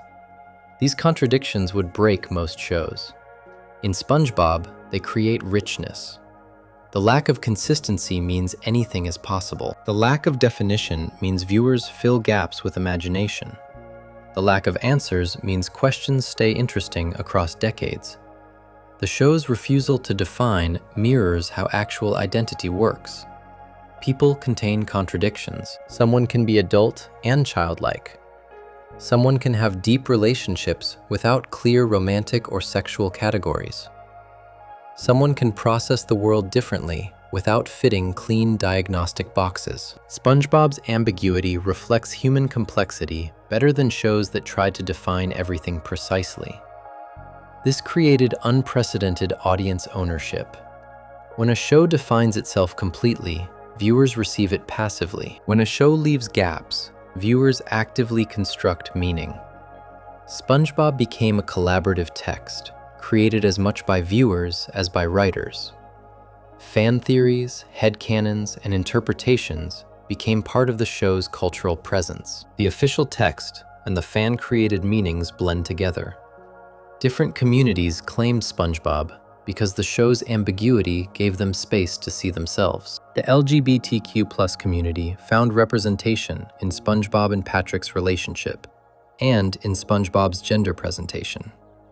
The neurodivergent community found representation in SpongeBob's emotional processing and social navigation. Children found a peer. Adults found a model for maintaining joy. Each claim is valid because the show validates all of them through strategic non-definition. The genius is that this probably started accidentally. Hillenburg created a character with certain traits, put him in situations, and focused on comedy rather than consistency. The writers wrote episodes that worked individually without worrying about continuity. The show prioritized what felt funny over what fit established canon. This creative looseness created interpretive freedom. Over time, as audiences responded, the show's creators learned that ambiguity was an asset. They leaned into it. They left more questions unanswered. They presented more contradictions without resolution. They trusted viewers to engage actively rather than passively receive definitive answers. This trust paid off. SpongeBob became a show that belonged to everyone because it insisted on belonging to no one demographic exclusively. The ambiguity prevented limitation. Every question the show refused to answer became an invitation for viewers to construct their own understanding. These ambiguities created space for people to find themselves in the show. The show's structure itself, its very DNA, was accidentally preparing for a future no one could predict. If you're still watching, you'll probably want to subscribe. Section 6. Born for the Meme. How SpongeBob's structure predicted internet culture. The show's structure itself, its very DNA, was accidentally preparing for a future no one could predict. In 1999, social media didn't exist. Facebook wouldn't launch until 2004, Twitter in 2006, Instagram in 2010. The language of memes, GIFs, and viral content hadn't been invented yet. Nobody was thinking about how television shows would be consumed in screenshot form, turned into reaction images, or quoted across platforms that didn't exist. SpongeBob SquarePants was designed for traditional television viewing, but its formal structure, completely by accident, made it the most meme-ready show in television history. Not because the creators planned for internet culture, but because the show's architecture matched how human memory and communication actually work. Start with the episodic structure. SpongeBob episodes have minimal continuity. You can watch any episode in any order and understand what's happening. Characters reset to baseline each episode. There's no overarching plot to follow, no complex mythology to track, no character development requiring previous knowledge. This was standard for children's animation in the 90s, but it created perfect conditions for decontextualized consumption. When someone encounters a SpongeBob meme, they don't need to know what episode it's from or what happened before or after. The moment exists independently. Patrick saying, "Is mayonnaise an instrument?" is funny whether you've seen Band Geeks or not. The image of mocking SpongeBob with alternating caps text works without knowing the original Little Yellow Book episode. The structure allows extraction. Compare this to The Simpsons. Simpsons memes exist, thousands of them, but they often require cultural knowledge to land. A screenshot of Homer backing into bushes is funny if you understand Homer's character, recognize the visual gag, or know the context. SpongeBob memes work through pure visual and verbal distinctiveness. The yellow square shape is instantly recognizable. The facial expressions are extreme and clear. The quotes are short and punchy. Take "Is mayonnaise an instrument?" from Band Geeks. Patrick holds up a jar of mayonnaise during band practice and asks Squidward this question with complete sincerity. Squidward responds, "No, Patrick, mayonnaise is not an instrument." Patrick raises his hand again. Squidward preemptively adds, "Horseradish is not an instrument either." Patrick lowers his hand. The joke works on multiple levels. Patrick's confusion about basic categories is funny. Squidward's exhausted anticipation is funny. The specificity of horseradish is funny. But the meme version strips all context. "Is mayonnaise an instrument?" becomes shorthand for asking an absurd question, for being deliberately obtuse, for not understanding basic definitions. The phrase integrates into daily conversation. People use it who have never seen the episode. This integration into unconscious vocabulary is SpongeBob's greatest achievement. People quote the show without realizing they're quoting it. "I'm ready," as an expression of determination. "My leg," as a reaction to minor injury. "Future," with dramatic emphasis. These phrases become part of language itself, divorced from their origins. Band Geeks is considered the consensus best episode of SpongeBob SquarePants. It aired September 7th, 2001, just days before September 11th.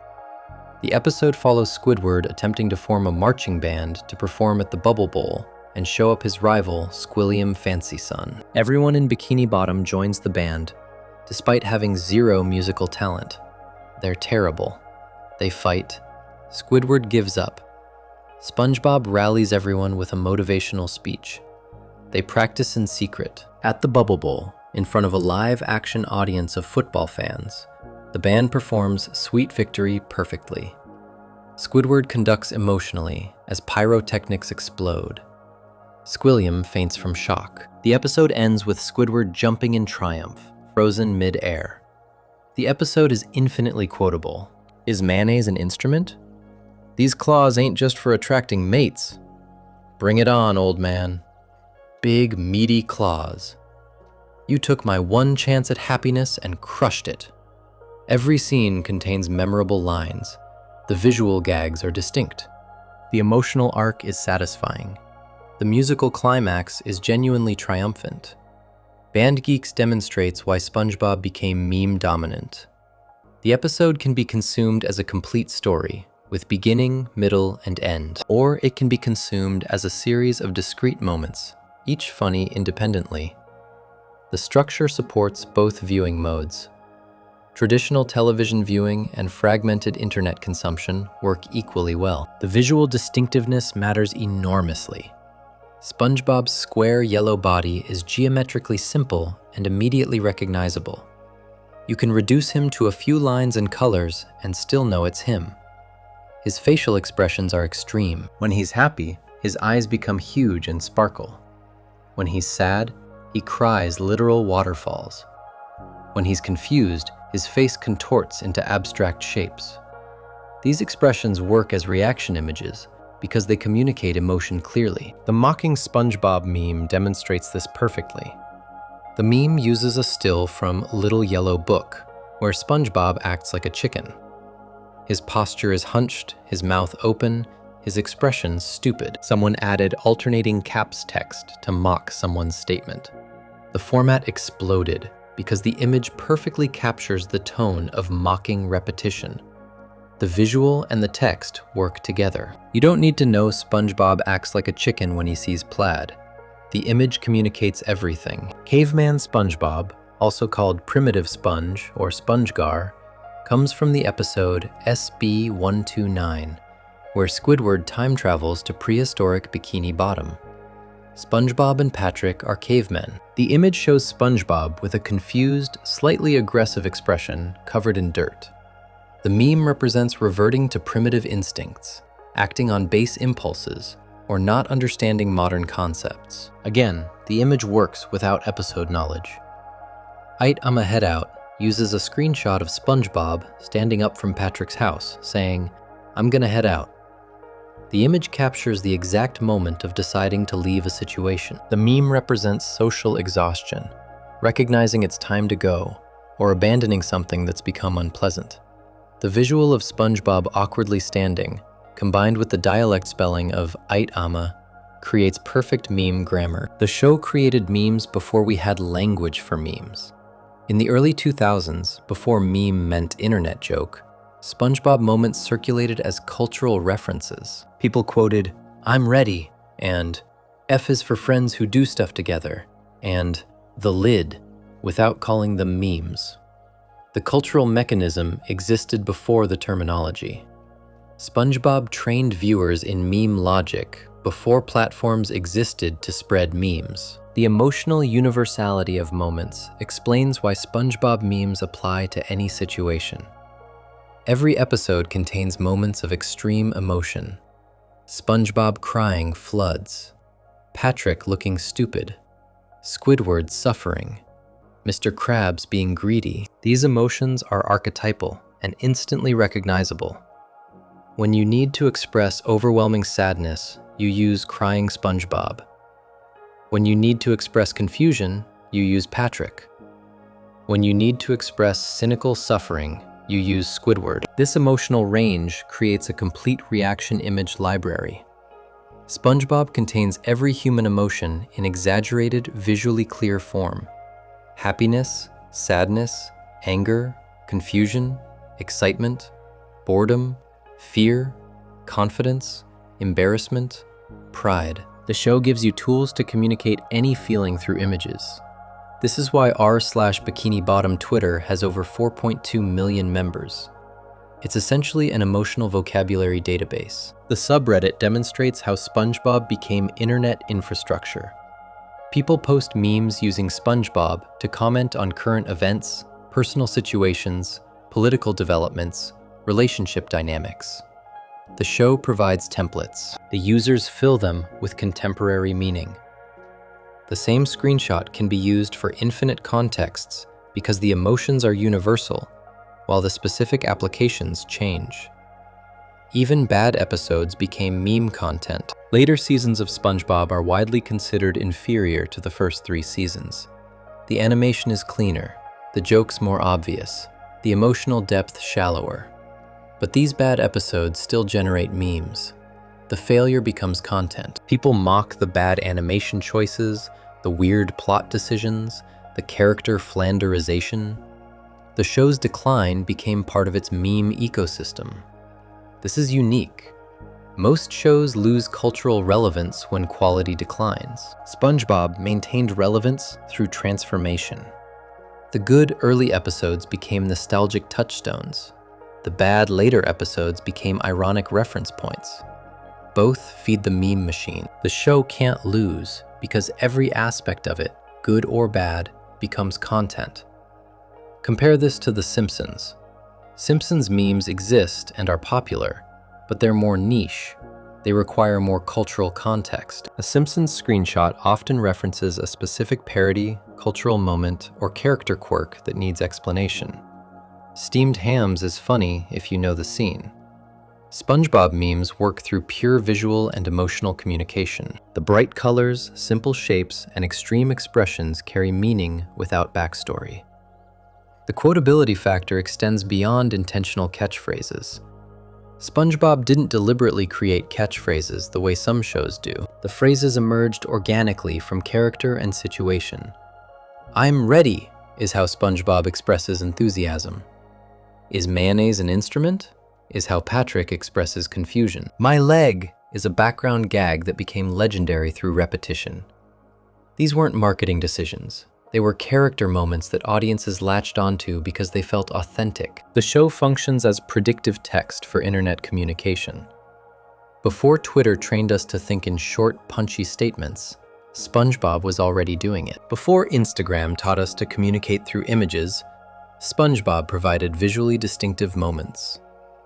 Before TikTok showed us how to remix content, SpongeBob demonstrated how the same material could be recontextualized infinitely. The episodic structure created perfect meme conditions. No continuity knowledge required means low barrier to entry. Anyone can understand a SpongeBob meme. You don't need to be a fan. You don't need to have watched the show. The visual language is clear enough that the image plus caption communicates everything. This accessibility is why SpongeBob memes spread beyond the fan base into general internet culture. The show also benefits from generational overlap. Millennials who grew up with SpongeBob are now adults creating memes. Gen Z encountered SpongeBob through reruns and streaming. Both generations use SpongeBob memes, sometimes differently, sometimes the same way. This overlap creates cross-generational communication. A 30-year-old and a 15-year-old can both understand a SpongeBob meme, even if they're using it to express different things. The visual distinctiveness of the bright yellow square makes SpongeBob recognizable in thumbnail size. When scrolling through social media, you can identify a SpongeBob meme instantly. The yellow pops against any background. The square shape is geometrically unique. This instant recognition is crucial for meme success. If people can't quickly identify what they're looking at, they keep scrolling. The show's commitment to absurdity helps too. SpongeBob contains moments so weird, they become memorable purely through strangeness. Patrick's house is a rock. Squidward's house is a Moai statue. Characters can breathe underwater, but also drown in lagoons. Fires burn at the ocean floor. This internal illogic creates surreal moments that feel meme native. The absurdity is the point. Even the show's animation style supports meme creation. The simplified character designs are easy to recreate. Fan artists can draw recognizable SpongeBob with minimal skill. This accessibility means people create original SpongeBob content, not just screenshot existing episodes. They make new memes using SpongeBob's visual language. They draw themselves as SpongeBob characters. They create mashups combining SpongeBob with other properties. The show became a language, not just a source of quotes, but a communication system. You can have entire conversations in SpongeBob references. Someone says they're tired. You respond with exhausted SpongeBob. They say they're excited. You respond with, I'm ready. They describe something confusing. You respond with, is mayonnaise an instrument? The show provides vocabulary for emotional states and social situations. This linguistic function is why SpongeBob won't fade from internet culture. As long as people need to communicate emotions online, they'll need reaction images. As long as SpongeBob provides the clearest, most versatile emotional vocabulary, people will keep using it. The show transcended being a television program to become communication infrastructure. Memes made SpongeBob inescapable online. The show's reach extended into even stranger territories. High-fashion runways, political revolutions, and spaces utterly disconnected from children's entertainment. If you like this style of content, make sure you're subscribed. Section 7. From Hot Topic to Tahrir Square. SpongeBob's colonization of adult spaces. Memes made SpongeBob inescapable online. The show's reach extended into even stranger territories. High-fashion runways, political revolutions, and spaces utterly disconnected from children's entertainment. The first piece of SpongeBob merchandise tells you everything about what would follow. In the early 2000s, Pam Kaufman led Nickelodeon's consumer products division. She'd built a business around Rugrats, but SpongeBob presented a different challenge.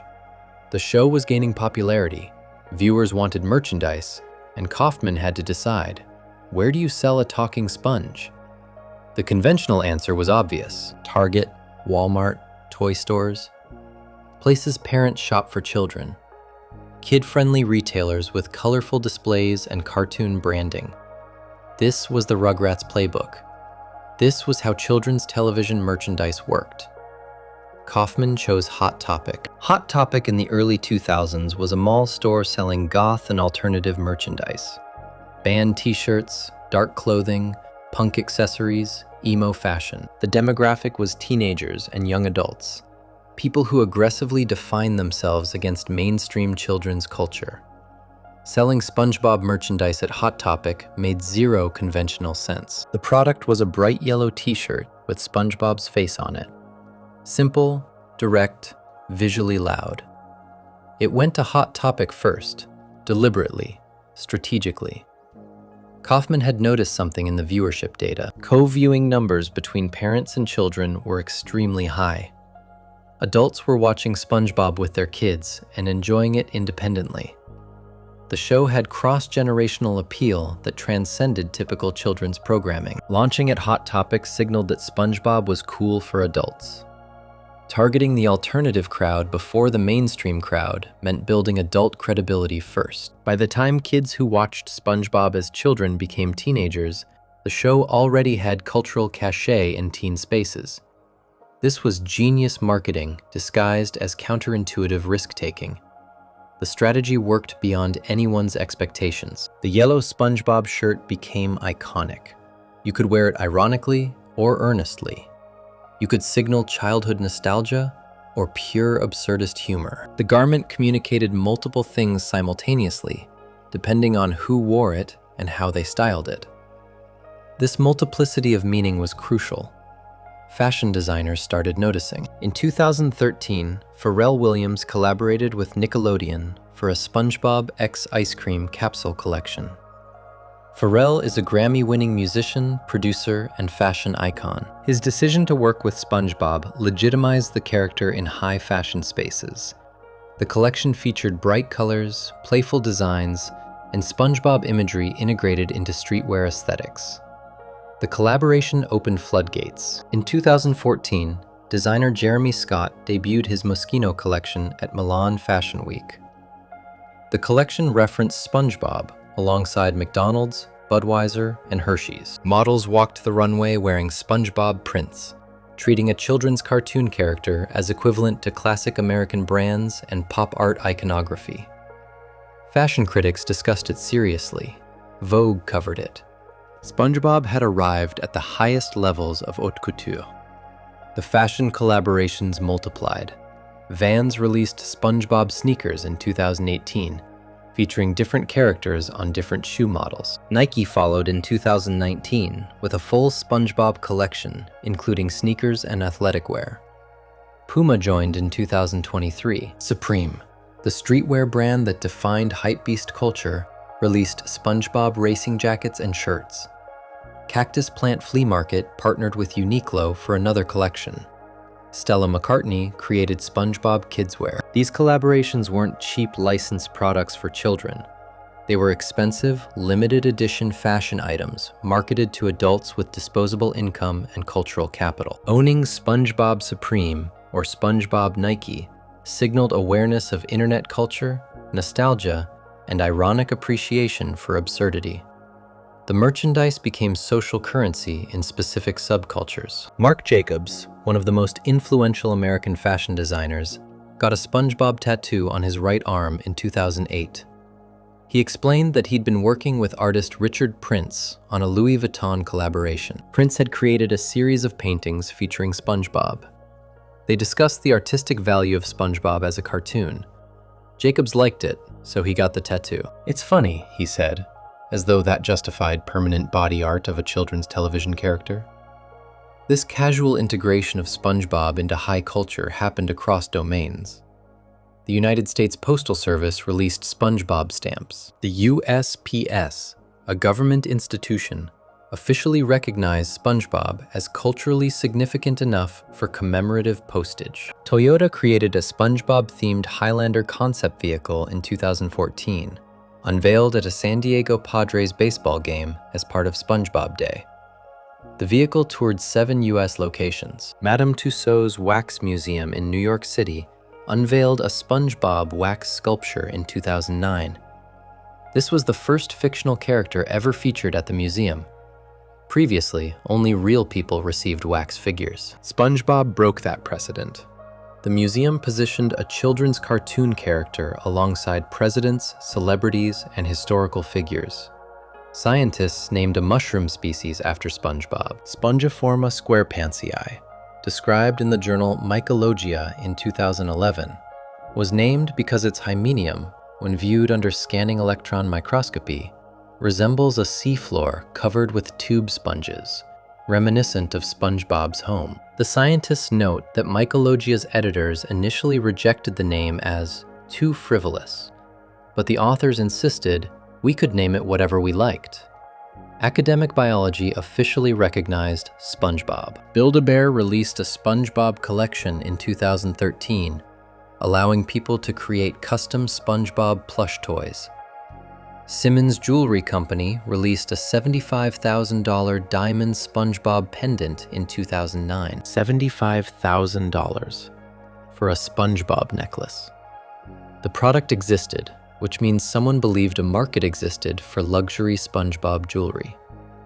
These examples demonstrate SpongeBob's colonization of adult, commercial, and cultural spaces. Fashion, automotive, postal services, wax museums, scientific nomenclature, luxury goods.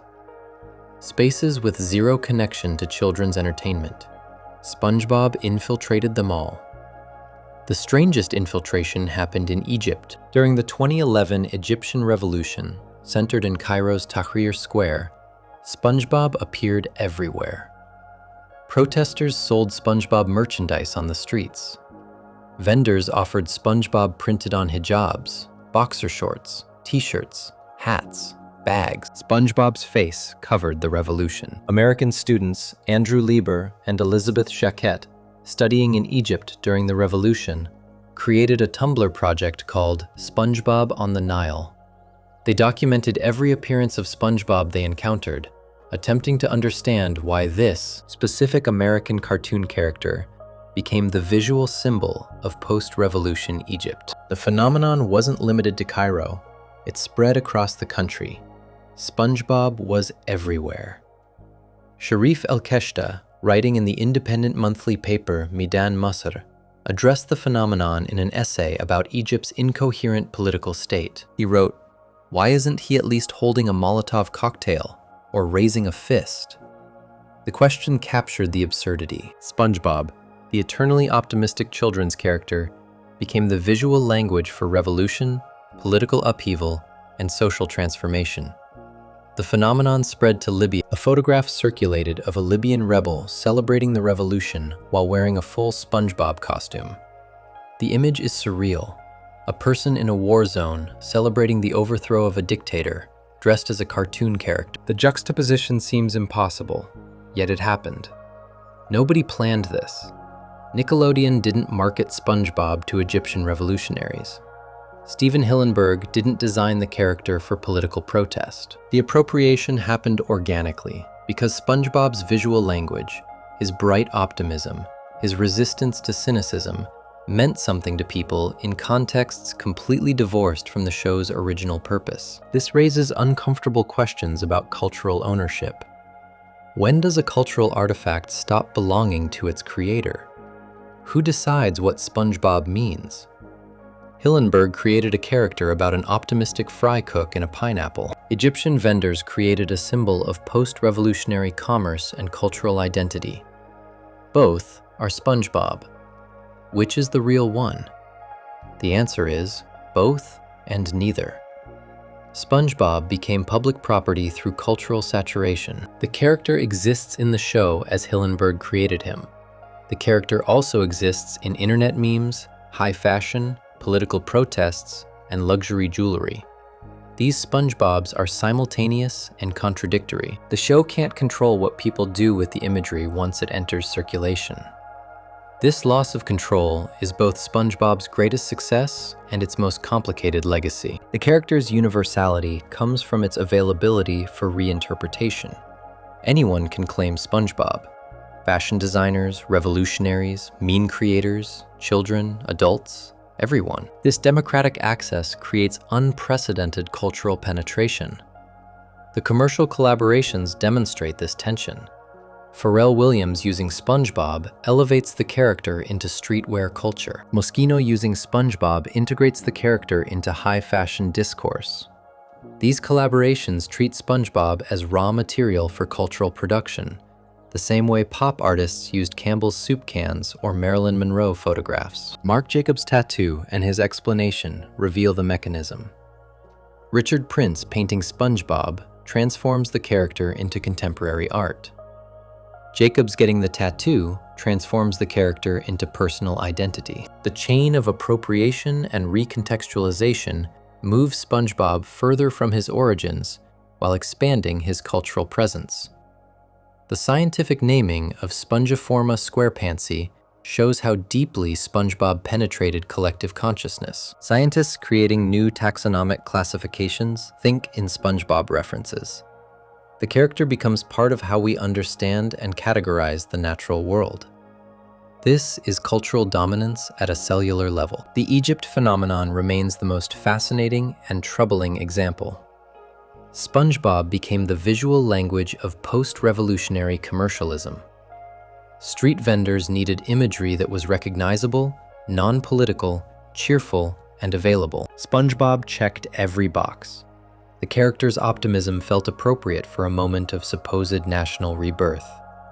His American origins complicated that reading, suggesting cultural imperialism through cartoon characters. The SpongeBob on the Nile documentation project treated the phenomenon as worthy of academic study. 2 American students created an archive of SpongeBob appearances in Egypt, attempting to understand cultural transmission and appropriation. Their work suggests SpongeBob functions as more than entertainment. He's a case study in how American media exports cultural values, how local populations reinterpret foreign imagery, and how meaning mutates through context. The Libyan rebel in SpongeBob costume crystallizes the contradiction. Revolution is serious. SpongeBob is silly. The combination should create cognitive dissonance. Instead, it works. The costume makes a statement about joy in the face of violence, about refusing to let circumstances destroy playfulness, about maintaining humanity during dehumanizing conflict. Or maybe it's just available costume. The interpretation depends on the viewer. This interpretive freedom is what makes SpongeBob's infiltration of adult spaces so effective. The character carries minimal fixed meaning. SpongeBob is optimistic, yellow, square, and friendly. Beyond that, he can mean anything. Fashion designers use him to signal pop culture awareness.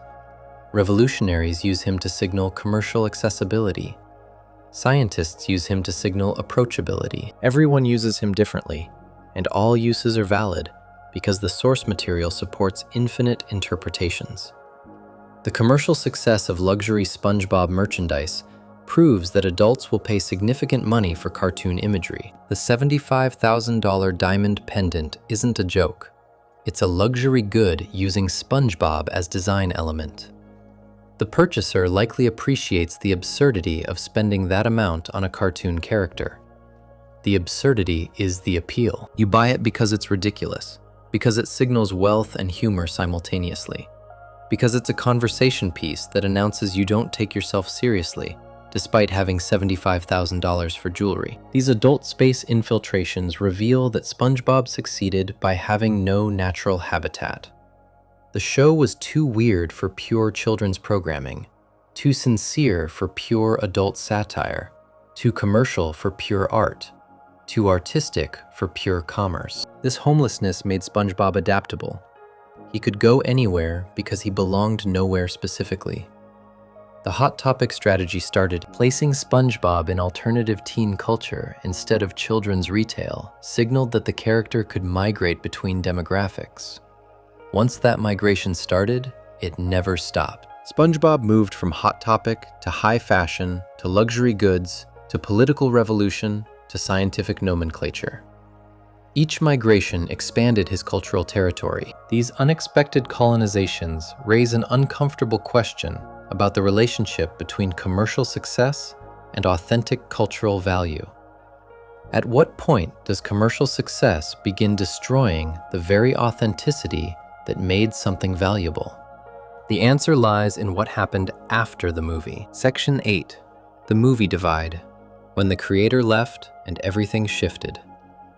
These unexpected colonizations raise an uncomfortable question about the relationship between commercial success and authentic cultural value. At what point does commercial success begin destroying the very authenticity that made something valuable? The answer lies in what happened after the movie. The SpongeBob SquarePants movie premiered on November 19, 2004. Steven Hillenburg conceived it as the series finale. SpongeBob's journey to retrieve King Neptune's crown and save Mr. Krabs would be his final adventure. The movie crystallized everything that made the show work. Genuine friendship between SpongeBob and Patrick, Squidward's reluctant heroism, Mr. Krabs' flawed paternal affection, and SpongeBob's core identity crisis about whether he's a kid or a man. The movie's climax addresses this directly. SpongeBob and Patrick are about to be executed. SpongeBob has a breakdown, crying that he's just a kid who can't handle adult responsibility. Then he realizes being a kid, being exactly who he is, gives him power. He's a goofy goober, and that's his strength. He transforms into a rock star, plays guitar, shoots laser beams, and defeats the villain through pure, concentrated joy. The message is clear. Authenticity wins. Being yourself is powerful. Growing up means accepting who you are rather than becoming someone else. Hillenburg saw this as narrative completion. SpongeBob accepted himself. The story was done. He told Nickelodeon he was leaving.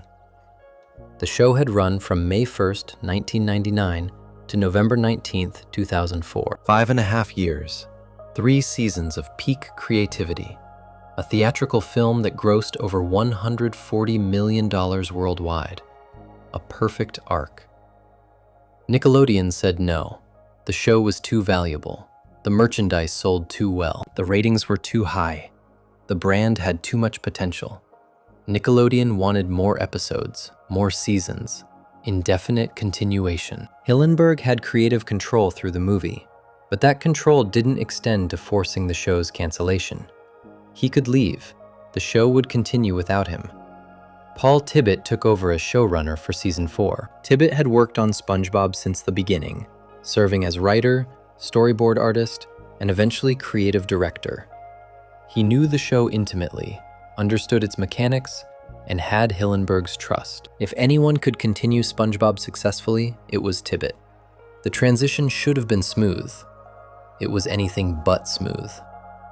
Fans noticed immediately. Season 4 premiered on May 6, 2005. The quality drop was, in the words of countless Reddit threads and forum posts, instantly palpable. Something fundamental had changed. The show looked different, sounded different, felt different. The characters were the same names and shapes, but their behavior had transformed. The change manifested in specific, identifiable ways. SpongeBob himself went from behaving like a person to becoming a bundle of concentrated hyperactivity. Early SpongeBob had emotional range. He could be happy, sad, anxious, determined, playful, serious. He had quiet moments. He could sit still. He processed emotions with complexity, crying when genuinely hurt, laughing when genuinely amused. Post-movie, SpongeBob was always yelling, always bouncing, always at maximum energy regardless of context. His voice pitched higher, his movements became more frantic.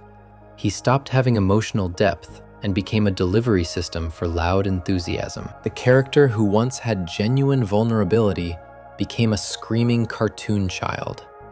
The adult who acts childlike balance collapsed entirely into actual childishness. Patrick underwent worse transformation. Early Patrick was lovably dumb.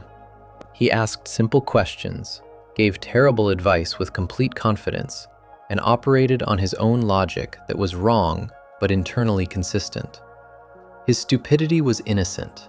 He meant well, he just couldn't think through consequences. The dumbness was the joke, but the character remained fundamentally kind. Post-movie, Patrick became aggressively stupid and mean-spirited.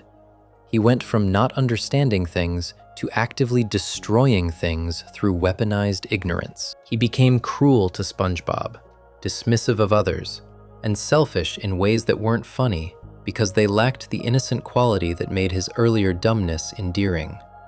Patrick stopped being a lovable idiot and became an unbearable one. Squidward's transformation was the most troubling. Early Squidward was cynical, yes. He was grumpy, sarcastic, easily annoyed. He found SpongeBob's enthusiasm grating and wanted to be left alone with his clarinet and his art. He was mean sometimes, but in recognizable human ways. You understood why he was frustrated. His suffering had limits. Post-movie Squidward became a punching bag for cosmic cruelty. Entire episodes revolved around torturing him. Squid's visit traps him in his own worst nightmare. Good Neighbors destroys his house repeatedly for comedy. Cephalopod Lodge gets him kicked out of his club. The suffering escalated from situational comedy to sadistic punishment. The show stopped finding humor in Squidward's cynicism and started finding humor in his pain. The shift felt mean. Mr. Krabs went from greedy to cartoonishly money-obsessed. Early Mr. Krabs loved money, yes, but he also showed genuine care for SpongeBob and occasional moral limits. He had a daughter he loved. He had standards. Post-movie, Mr. Krabs would sell his daughter for 62 cents. The greed became his only trait, amplified to the point where it stopped being a character flaw and became his entire personality. This process has a name, Flanderization. Named after Ned Flanders from The Simpsons, it describes when a character's single trait expands until it consumes their entire personality. Flanders went from religious neighbor to religious caricature. SpongeBob characters underwent the same reduction. Complex personalities with multiple traits became single-trait exaggerations. The change extended beyond characters to tone. Early SpongeBob had heart. Episodes like Band Geeks combined comedy with genuine emotional payoff. Pizza Delivery made you care about SpongeBob's disappointment. Graveyard Shift balanced spooky atmosphere with friendship. The show created emotional investment, then delivered satisfying resolutions. Post-movie, SpongeBob lost this emotional core. Fewer episodes built to genuine emotional moments. The comedy became more slapstick, less character-driven. Mean-spirited humor replaced affectionate humor. Characters suffered for suffering's sake, rather than because their personality flaws created situational comedy. The heart that made the show special disappeared, replaced by louder, faster, emptier content. The animation changed too. Early seasons used traditional cell animation before switching to digital. The early digital animation maintained texture, slightly imperfect lines, and a hand-drawn quality. Colors were bright but not overwhelming. The style had warmth. Post-movie animation became cleaner. Lines were sharper, edges more defined, colors more saturated. Everything looked more polished and less alive. The imperfections that gave the show personality vanished. The animation was technically superior and aesthetically inferior. It looked like a different show. The musical shift hurt particularly badly for longtime fans. Early seasons used stock Hawaiian music and surf rock. These were real songs with history, carefully selected to match the ocean setting and retro aesthetic. The music had authenticity. It connected to actual cultural traditions. Post-movie seasons shifted to custom compositions. The new music imitated the Hawaiian sound, but lacked the genuine quality of the originals.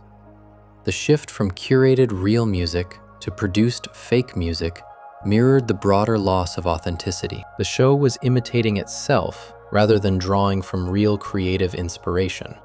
The storytelling approach changed from character-driven to plot-driven.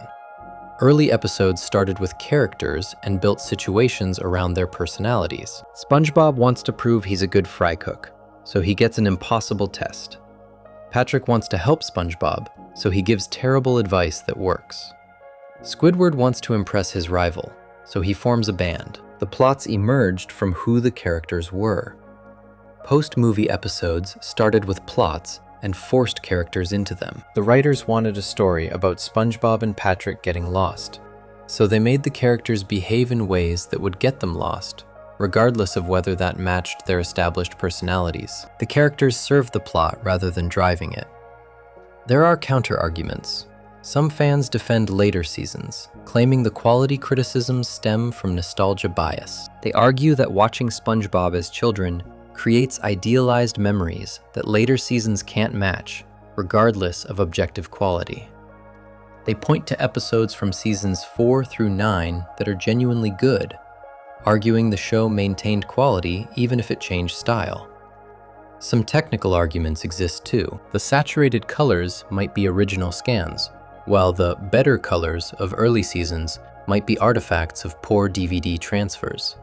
The cleaner animation might be intentional artistic evolution rather than quality decline. These are valid points worth considering. The fan consensus overwhelms the counter-arguments. Across Reddit threads, fan forums, YouTube comments, and critical retrospectives, the movie divide is treated as established fact. People debate which later seasons are watchable, whether the show recovered slightly in seasons 9 or 10, and how bad the absolute worst episodes are. But the basic premise that something fundamental broke after the movie is near universal agreement. The movie itself represents everything the show once was. It's an adventure story with real stakes. SpongeBob and Patrick's friendship is tested and proven genuine. Squidward shows hidden depths. Mr. Krabs faces consequences for his greed. The animation is beautiful, the music is perfect, and the emotional beats land. David Hasselhoff appears in live action to rescue them. The whole thing is absurd and sincere simultaneously, exactly like the show at its best. Watching the movie now creates a strange temporal experience. You're watching the ending. SpongeBob accepts himself, defeats evil through being exactly who he is, and presumably returns to Bikini Bottom to live happily ever after. The story is complete. Then you remember there are 11 more seasons. The ending isn't an ending. The completion isn't complete. The story that should have ended continues forever, slowly degrading, losing the qualities that made it worth telling. This is the tragedy of the movie divide. Hillenburg gave Nickelodeon a perfect ending. The network rejected it in favor of infinite continuation. The show that worked because of clear creative vision became a show operated by committee, by commercial demands, by the need to produce content regardless of whether anyone had anything new to say. The artistic soul sacrificed for commercial immortality. This trade happens constantly in entertainment. Shows run too long. Franchises get milked. Properties get exploited. SpongeBob is another example, particularly painful because we can identify the exact moment it happened. November 19th, 2004. The movie premiered. The creator left. Everything changed. Hillenburg would return to the show later, taking back creative control for the second movie and subsequent seasons. Some fans claim the show improved when he came back. Others say the damage was permanent, that the show couldn't recapture what made early seasons special, because the industry had changed, the audience had changed, and Hillenburg himself had changed. You can't go home again. The movie divide created two SpongeBobs. Pre-movie SpongeBob is a beloved cultural artifact, a perfect 3-season run that crystallized a specific creative vision and changed animation forever. Post-movie, SpongeBob is a zombie, a commercial product wearing the skin of something that used to be alive, shambling forward because nobody has the courage to kill it. Both SpongeBobs exist simultaneously. Children discovering the show today don't know about the divide. They watch seasons 1 through 15 indiscriminately, finding joy in the bright colors and silly jokes, regardless of whether longtime fans consider it quality content. The show works for them because they have no basis for comparison. Adults rewatching with their children often stop after season 3. They introduce their kids to the version they loved, the SpongeBob that deserves love, and avoid the later seasons that embarrass them. They curate the experience, creating their own ending where Hillenburg's ending should have been. The movie divide is painful because it was preventable. Hillenburg wanted to stop. He had a vision and completed it. Nickelodeon could have respected that, could have ended the show on top, could have preserved its legacy. They chose money over art, continuation over completion, commercial potential over creative integrity. Yet here's the paradox. Even as quality fractured, cultural reach exploded. The commercial juggernaut was just beginning, revealing uncomfortable truths about art versus commerce. If you're into this, don't forget to subscribe. Section 9. The Capitalism Paradox. $16 billion versus Hillenburg's vision. Yet here's the paradox. Even as quality fractured, cultural reach exploded. The commercial juggernaut was just beginning, revealing uncomfortable truths about art versus commerce. SpongeBob SquarePants is currently valued at $16 billion. $16 billion. To put that in perspective, that's more than the GDP of several small countries. That's the value of the intellectual property, the merchandise, the licensing deals, the streaming rights, the theme park attractions, the theatrical films. Every element of the SpongeBob empire generates revenue that feeds back into a valuation that keeps climbing. This number represents capitalism functioning exactly as designed. Create something people want, monetize every possible aspect, expand into new markets, maximize profit extraction. SpongeBob became a case study in how to build intellectual property value. Nickelodeon and Paramount knew exactly what they had. They treated it accordingly. The irony is that nobody initially thought SpongeBob would translate to merchandise. In the early 2000s, Pam Kaufman ran Nickelodeon's consumer products division. She'd built a successful business around Rugrats, which sold toys, dolls, and accessories perfectly suited to children's play patterns. When SpongeBob started gaining popularity, skepticism dominated internal discussions. Kaufman recalls the conventional wisdom. Shows that work for toys follow certain patterns. Interactive elements, action features, characters that inspire imaginative play. SpongeBob had none of this. He was a fry cook who lived in a pineapple. What toy do you make from that? A plastic spatula? A stuffed pineapple house? The industry had clear examples of shows that succeeded on television but failed in merchandising. Not everything that's a hit is merchandisable and works in consumer products, Kaufman explained. One of the biggest shows in Nickelodeon history is The Fairly Odd Parents, and that never translated to consumer products, ever. Hey Arnold, massive hit, never translated. SpongeBob didn't fit existing templates. He wasn't an action figure waiting to happen like Teenage Mutant Ninja Turtles. He wasn't a collectible creature like Pokemon. He wasn't a fashion doll like Bratz or Barbie. The show's appeal was character and humor, not toys and play patterns. The skepticism was reasonable based on industry experience. Then something unexpected happened. The Hot Topic t-shirt sold. Not just sold, it became a phenomenon. Adults wanted SpongeBob merchandise.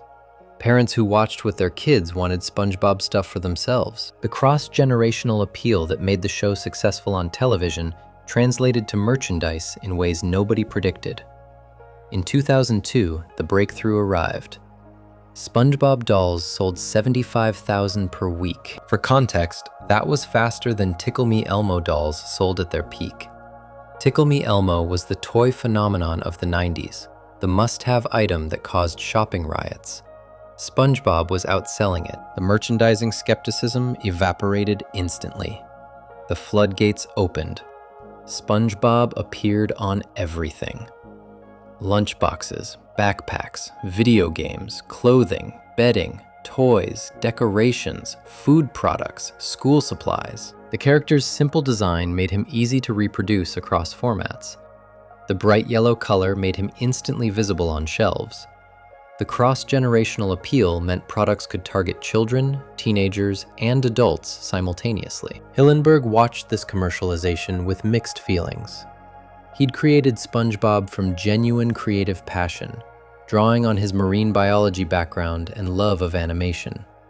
The character meant something specific to him. He'd built rules into the show's universe, guidelines about what SpongeBob could and couldn't do, who he was and wasn't. One rule was absolute: no seafood restaurant tie-ins. SpongeBob works in a restaurant that serves Krabby Patties, burgers made from an undefined meat source. The show deliberately avoids specifying what's in the patties, because acknowledging that fish eat other fish would undermine the premise. Having SpongeBob promote real restaurants that serve seafood would violate the character's fundamental nature. This rule came from Hillenburg's understanding of the world he created. Bikini Bottom operates on cartoon logic, where fish are people with jobs and families. You can't have those same fish promoting eating fish. The contradiction would break the fictional universe. Hillenburg enforced this rule strictly while he controlled the property. He also cared about character authenticity. SpongeBob should act like SpongeBob, not like whoever the marketing department decided he should be this quarter. The character had integrity, personality, limitations. Hillenburg wanted SpongeBob to remain recognizable, to maintain the qualities that made people love him initially. After Hillenburg stepped back from daily production, and especially after his death from ALS in November 2018, these protections weakened. Nickelodeon had always wanted to expand the franchise further. Hillenburg had resisted certain expansions he felt violated the show's integrity. Without him, those resistances disappeared. Camp Coral, SpongeBob's Underyears, premiered in March 2021. This was a prequel showing SpongeBob, Patrick, and Sandy as children at summer camp. Hillenburg had explicitly opposed SpongeBob spin-offs during his lifetime. He felt the show worked as a singular vision, that fragmenting it into multiple properties would dilute what made it special.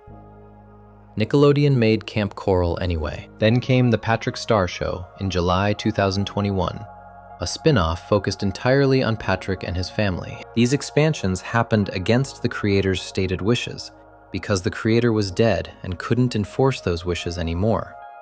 The commercial imperative overwhelmed creative integrity.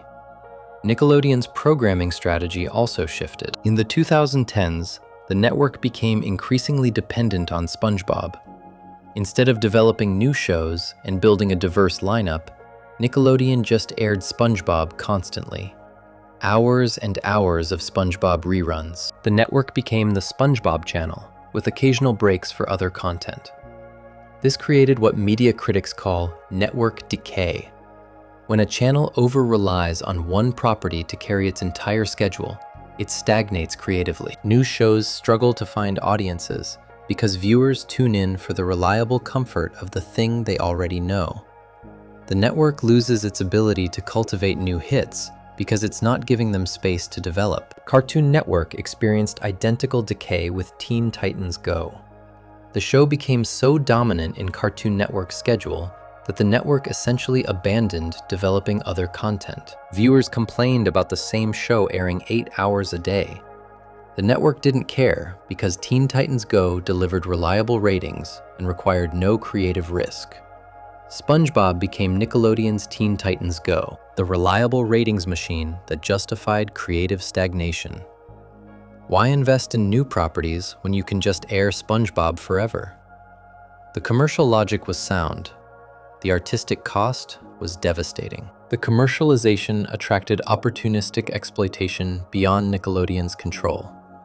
SpongeTech, a company that manufactured cleaning sponges shaped like SpongeBob, launched in the mid-2000s. The company claimed innovative technology made their sponges superior. They advertised heavily, leveraging SpongeBob's brand recognition.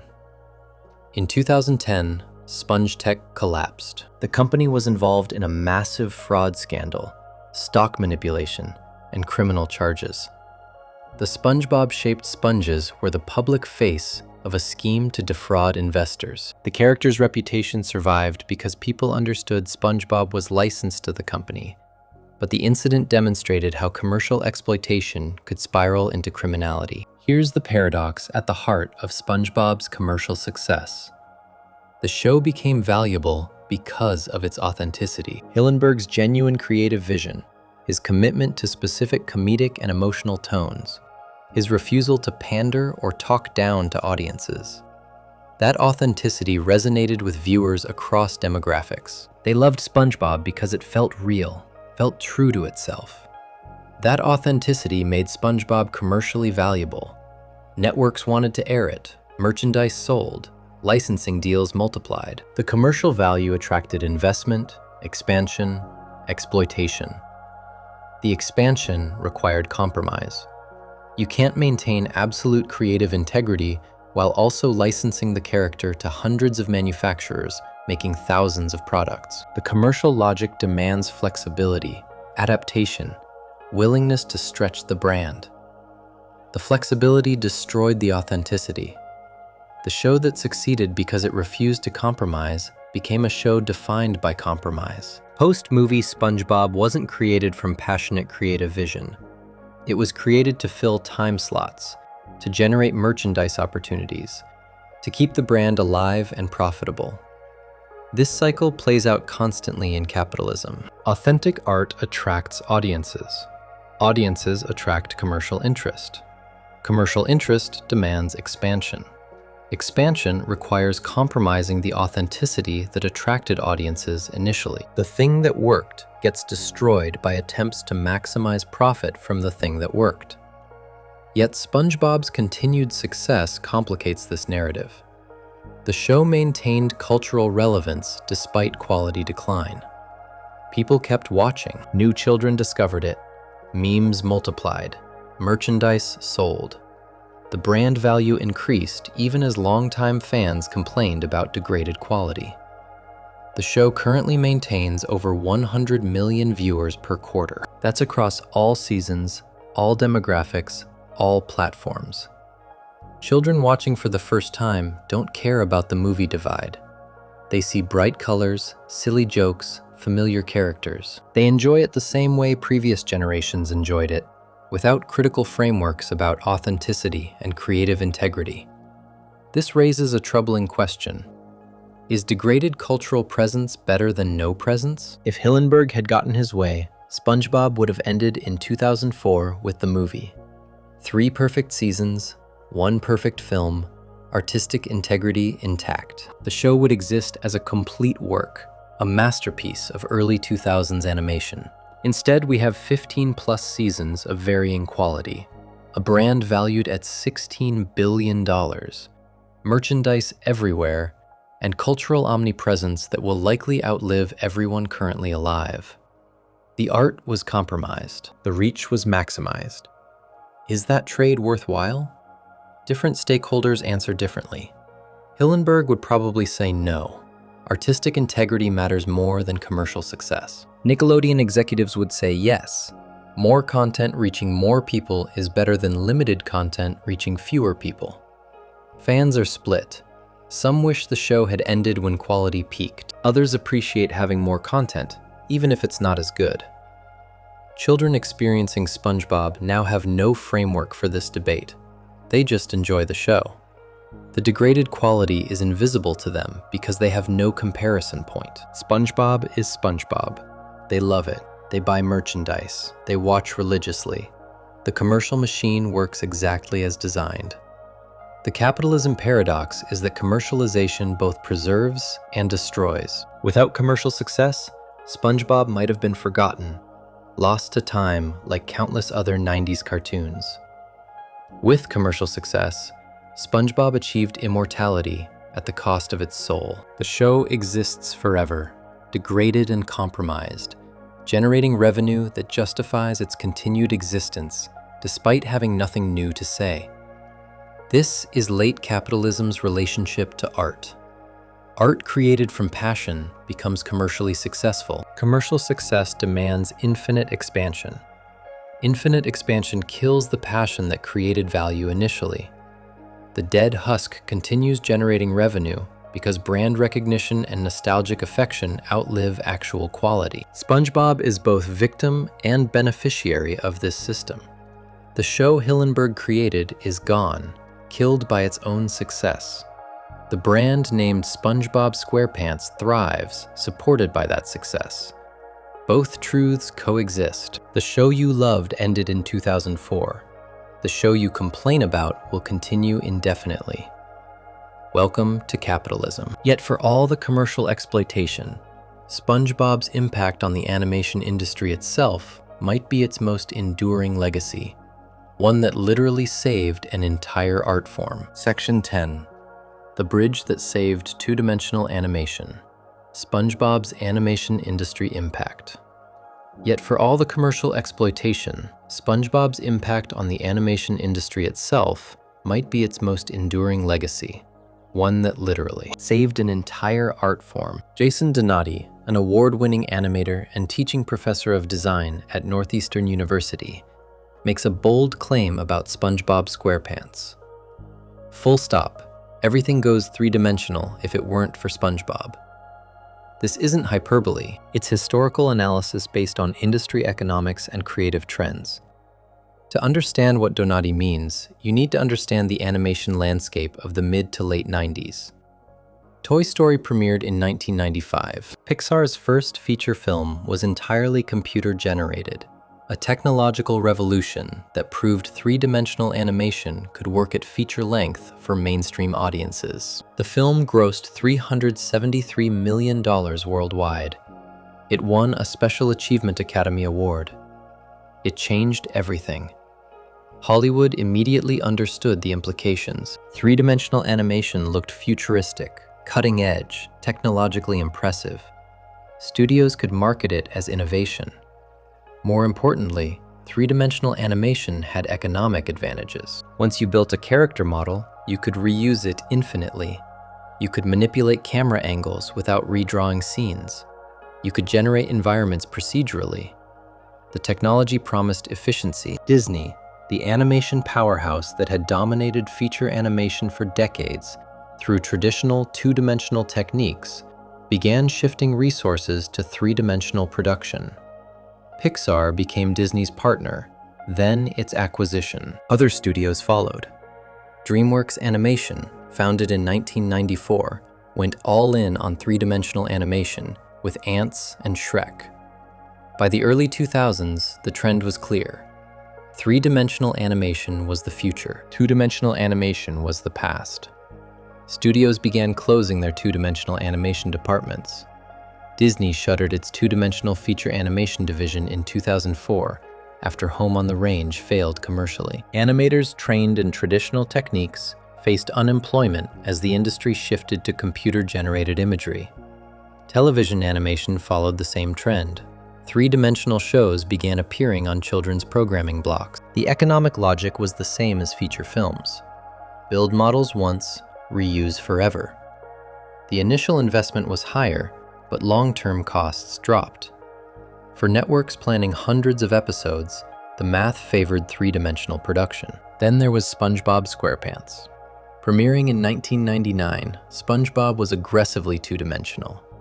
Traditional cell animation in the first season, then digital two-dimensional animation as technology evolved. The show made no attempt to look three-dimensional, to compete with Pixar's aesthetic, or to appear technologically advanced. SpongeBob looked like a cartoon, proudly and deliberately. The show succeeded anyway. Not just succeeded, dominated. By the early 2000s, SpongeBob was Nickelodeon's highest-rated show. The merchandise sold faster than anything in the network's history. The cultural penetration reached levels typically reserved for decades-old properties. SpongeBob proved that two-dimensional animation could work commercially in the three-dimensional era. This mattered enormously. Network executives and studio heads are risk-averse. They follow proven models. When Toy Story succeeded, they shifted to three-dimensional animation, because that's what success looked like. When SpongeBob succeeded with two-dimensional animation, it provided counter-evidence. Maybe two-dimensional animation wasn't dead. Maybe audiences still wanted it. The economic argument was particularly important. SpongeBob generated massive merchandise revenue. The dolls, t-shirts, toys, and licensed products proved that two-dimensional characters could drive commercial success as effectively as three-dimensional characters. The style didn't matter. The character design, personality, and cultural resonance mattered. This realization created space for two-dimensional animation to survive and eventually thrive again. Networks like Cartoon Network, which had been exploring three-dimensional animation, saw SpongeBob's success and reconsidered. Maybe two-dimensional animation still had commercial viability. Maybe they should keep investing in it. The creative impact was equally significant. SpongeBob demonstrated that two-dimensional animation could do things three-dimensional animation couldn't. The extreme facial expressions, the reality-warping sight gags, the way characters could transform into abstract shapes. These techniques worked because two-dimensional animation allowed complete freedom from physical laws. Three-dimensional animation, even cartoon three-dimensional animation, operates within physics simulations.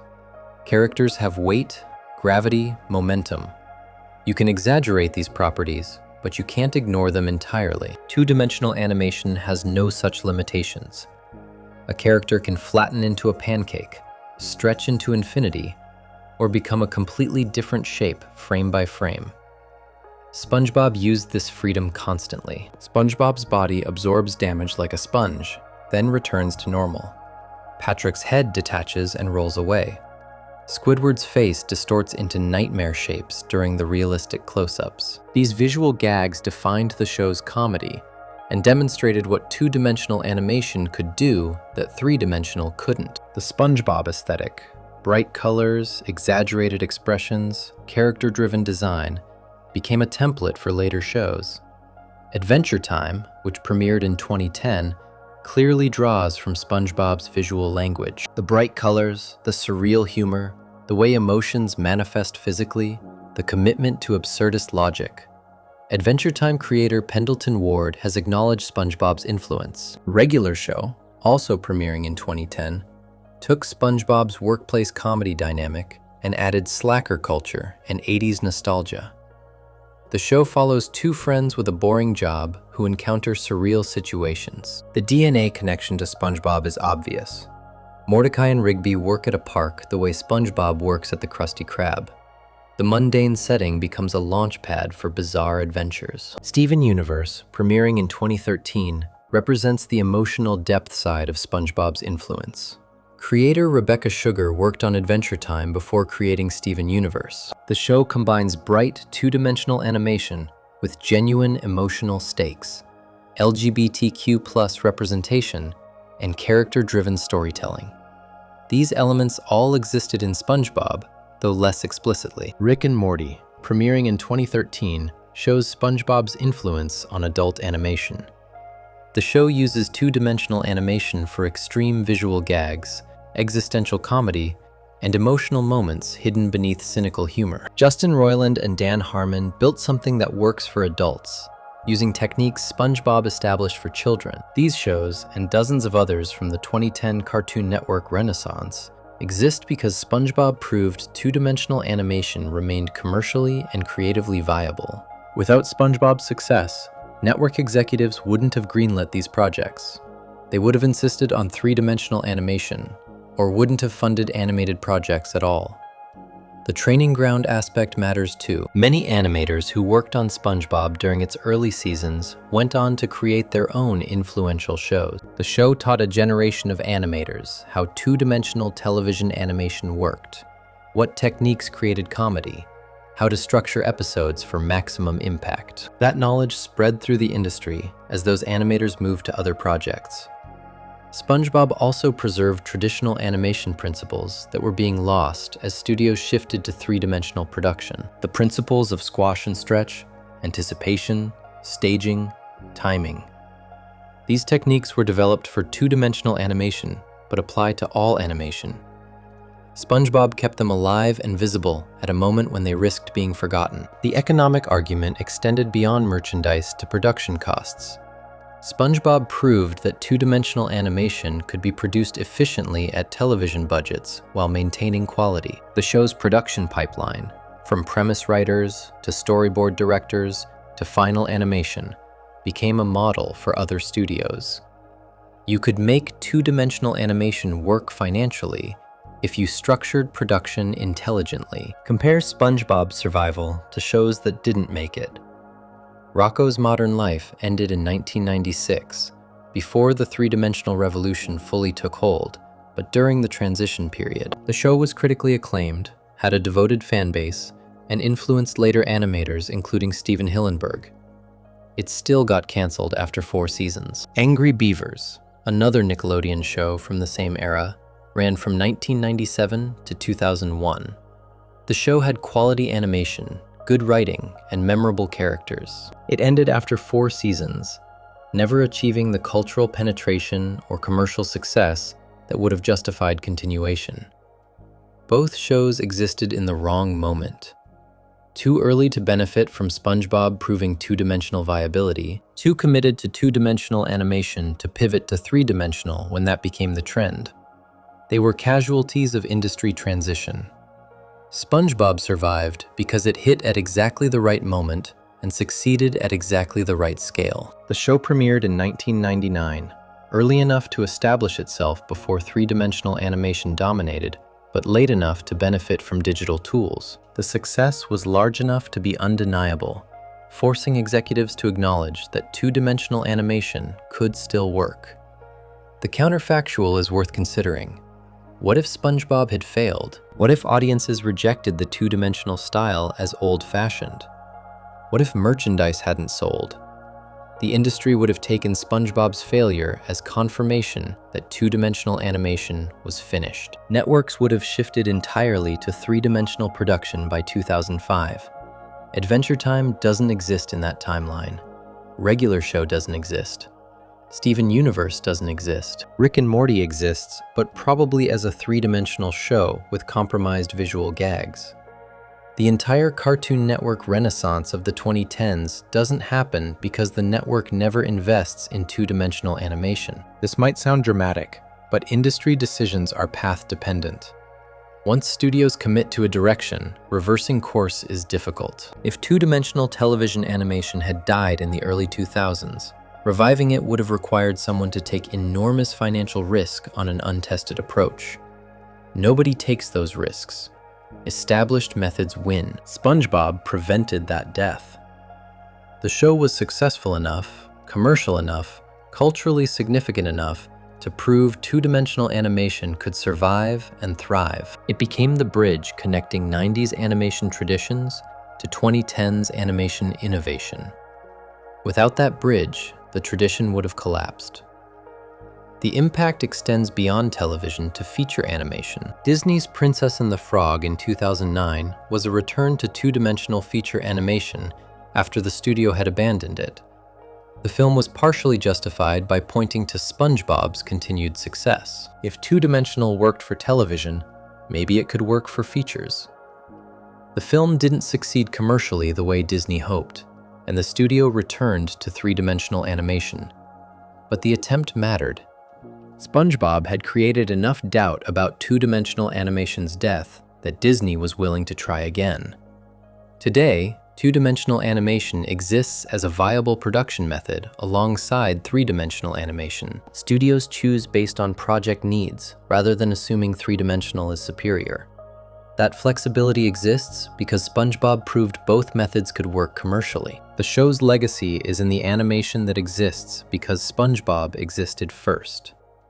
Every two-dimensional show from the 2010s traces its lineage back to SpongeBob's commercial success. The show literally saved an art form by demonstrating its continued relevance. From animation studios to family living rooms, SpongeBob became a shared language.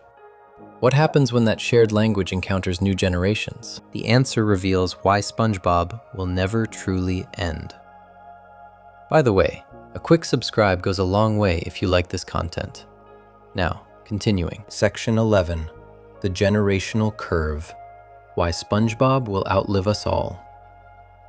From animation studios to family living rooms, SpongeBob became a shared language.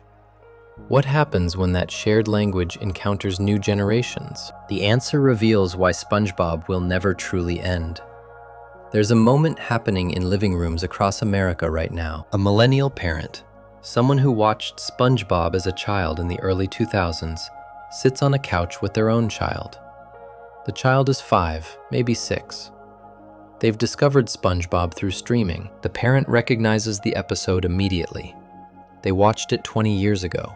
They're watching it again, seeing it through completely different eyes. This is the generational curve, the point where a cultural artifact becomes self-perpetuating. The children who loved SpongeBob grew up, had children, and passed the show to the next generation. This transmission happens with many shows. What makes SpongeBob different is that each generation finds entirely different meanings in the same material. Children watching SpongeBob in 1999 through 2010 identified with SpongeBob's optimism. They saw a character who loved his job, believed in his friends, and approached every day with enthusiasm. SpongeBob was a role model for how to be in the world. His catchphrase, "I'm ready," became a mantra. His failures at driving school were relatable. His friendship with Patrick showed what loyalty looked like.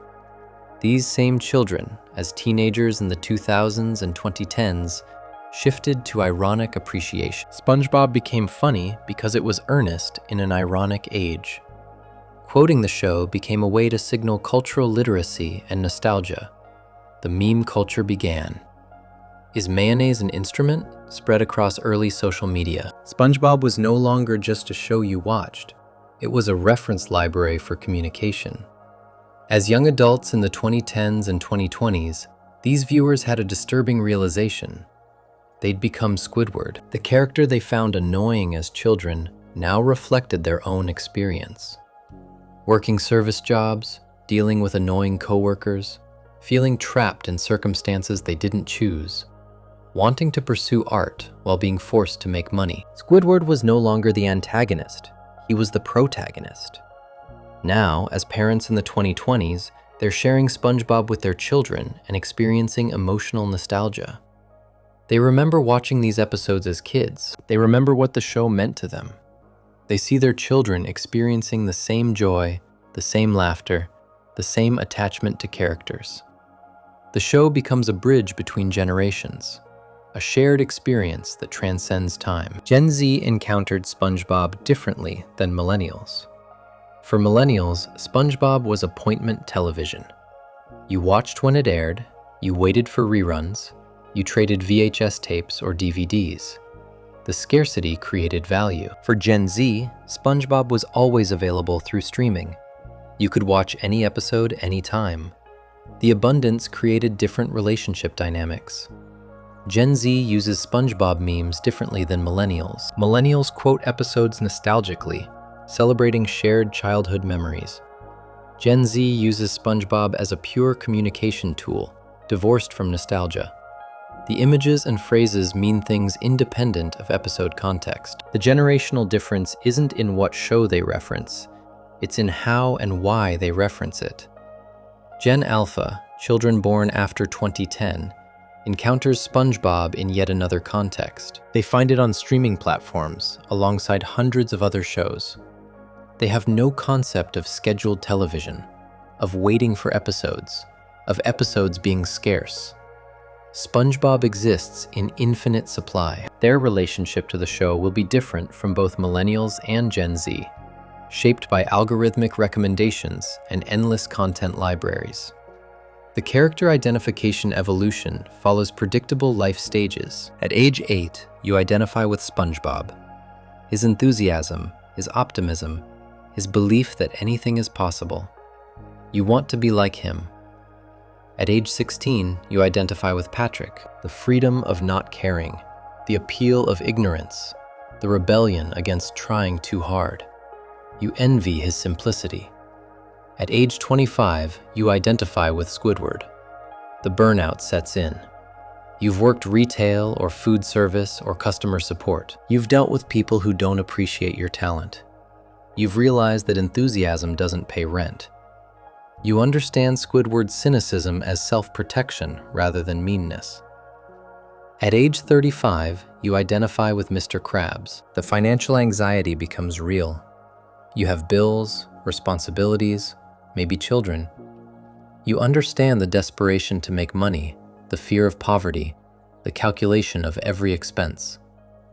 Mr. Krabs stops being a caricature of greed and becomes a reflection of economic pressure. This evolution means SpongeBob remains relevant across your entire lifespan. The show grows with you because it contains enough emotional range to match wherever you are psychologically. You never age out of SpongeBob because different characters become relevant at different life stages. Episodes work on multiple levels that reveal themselves over time. Take SB129, which aired December 31st, 1999. Squidward hides from SpongeBob and Patrick in the Krusty Krab freezer. He gets locked in, frozen for 2,000 years. He wakes up in a chrome future populated by SpongeBob clones, travels to prehistoric Bikini Bottom, populated by primitive versions of his neighbors, then accidentally travels to a blank void of pure nothing. Children watching this episode enjoy the silly future with chrome everything and robot SpongeBobs. They laugh at caveman SpongeBob and Patrick acting stupid. They find the blank void weird and slightly scary. The episode is a time travel adventure with visual gags and absurd situations. Adults watching the same episode see existential horror. Squidward's journey is about loneliness and the fear of isolation. He wants to be alone, gets his wish in the most extreme form possible, and realizes isolation is terrifying. The blank void represents the existential dread of being completely alone. The voices chanting "alone" torture him. He breaks down crying, saying he misses Bikini Bottom, his house, even SpongeBob. The episode is about realizing connection matters more than solitude. The ending is perfect. Squidward returns to find SpongeBob and Patrick still waiting for him. They ask if he wants to go jellyfishing. He screams no. They remind him he invented jellyfishing. The cycle continues. He learned nothing, or he learned everything and rejected it. Either reading works. This dual-layer functionality ensures SpongeBob remains watchable as you age. You're not watching the same show you watched as a child. You're watching a different show that happens to have the same images and dialogue. The meaning shifts based on your experience. SpongeBob has integrated into academic contexts. Psychology courses use episodes to teach developmental concepts. Media studies courses analyze the show's cultural impact. Animation programs study the techniques. The show transcended entertainment to become educational material, another form of cultural transmission. The streaming numbers prove sustained engagement across demographics. Over 100 million viewers per quarter across all age groups, all seasons, all platforms. Children discovering it for the first time, adults re-watching with kids, teenagers consuming it as meme material, college students analyzing it academically. The show serves different functions for different groups simultaneously. Season 15 is currently in production. The show has been running for over 25 years. Children who watched the premiere in 1999 are now in their 30s with children of their own. The show has literally outlasted the childhood to adulthood arc of its original audience and is now serving their children. This is generational persistence, cultural immortality achieved through self-perpetuation. Compare this to shows that didn't achieve generational transmission. Cat Dog, Angry Beavers, Rocko's Modern Life. These shows were beloved by the people who watched them. They generated fan communities, nostalgic affection, occasional revival attempts. They did everything right except become something parents share with children. Why? Partly timing. These shows ended before their original audiences had children. Partly structure. They were more topical, more tied to their specific moment. Partly luck. Cultural transmission is unpredictable. But mostly because they lacked SpongeBob's emotional range and character depth. They worked for one demographic at one time. SpongeBob works for every demographic at every time. The Simpsons achieved longevity through different mechanisms. The Simpsons has been on air since 1989, longer than SpongeBob. The show also passes between generations, with parents who watched as children now sharing it with their kids. But The Simpsons relies more on reference humor, cultural commentary, and satire. These elements date quickly and require cultural knowledge to land. SpongeBob works better for children than The Simpsons because it's purely visual and emotional. You don't need to understand politics, pop culture, or social dynamics. You just need to recognize when a character is happy or sad or scared. The visual language is universal.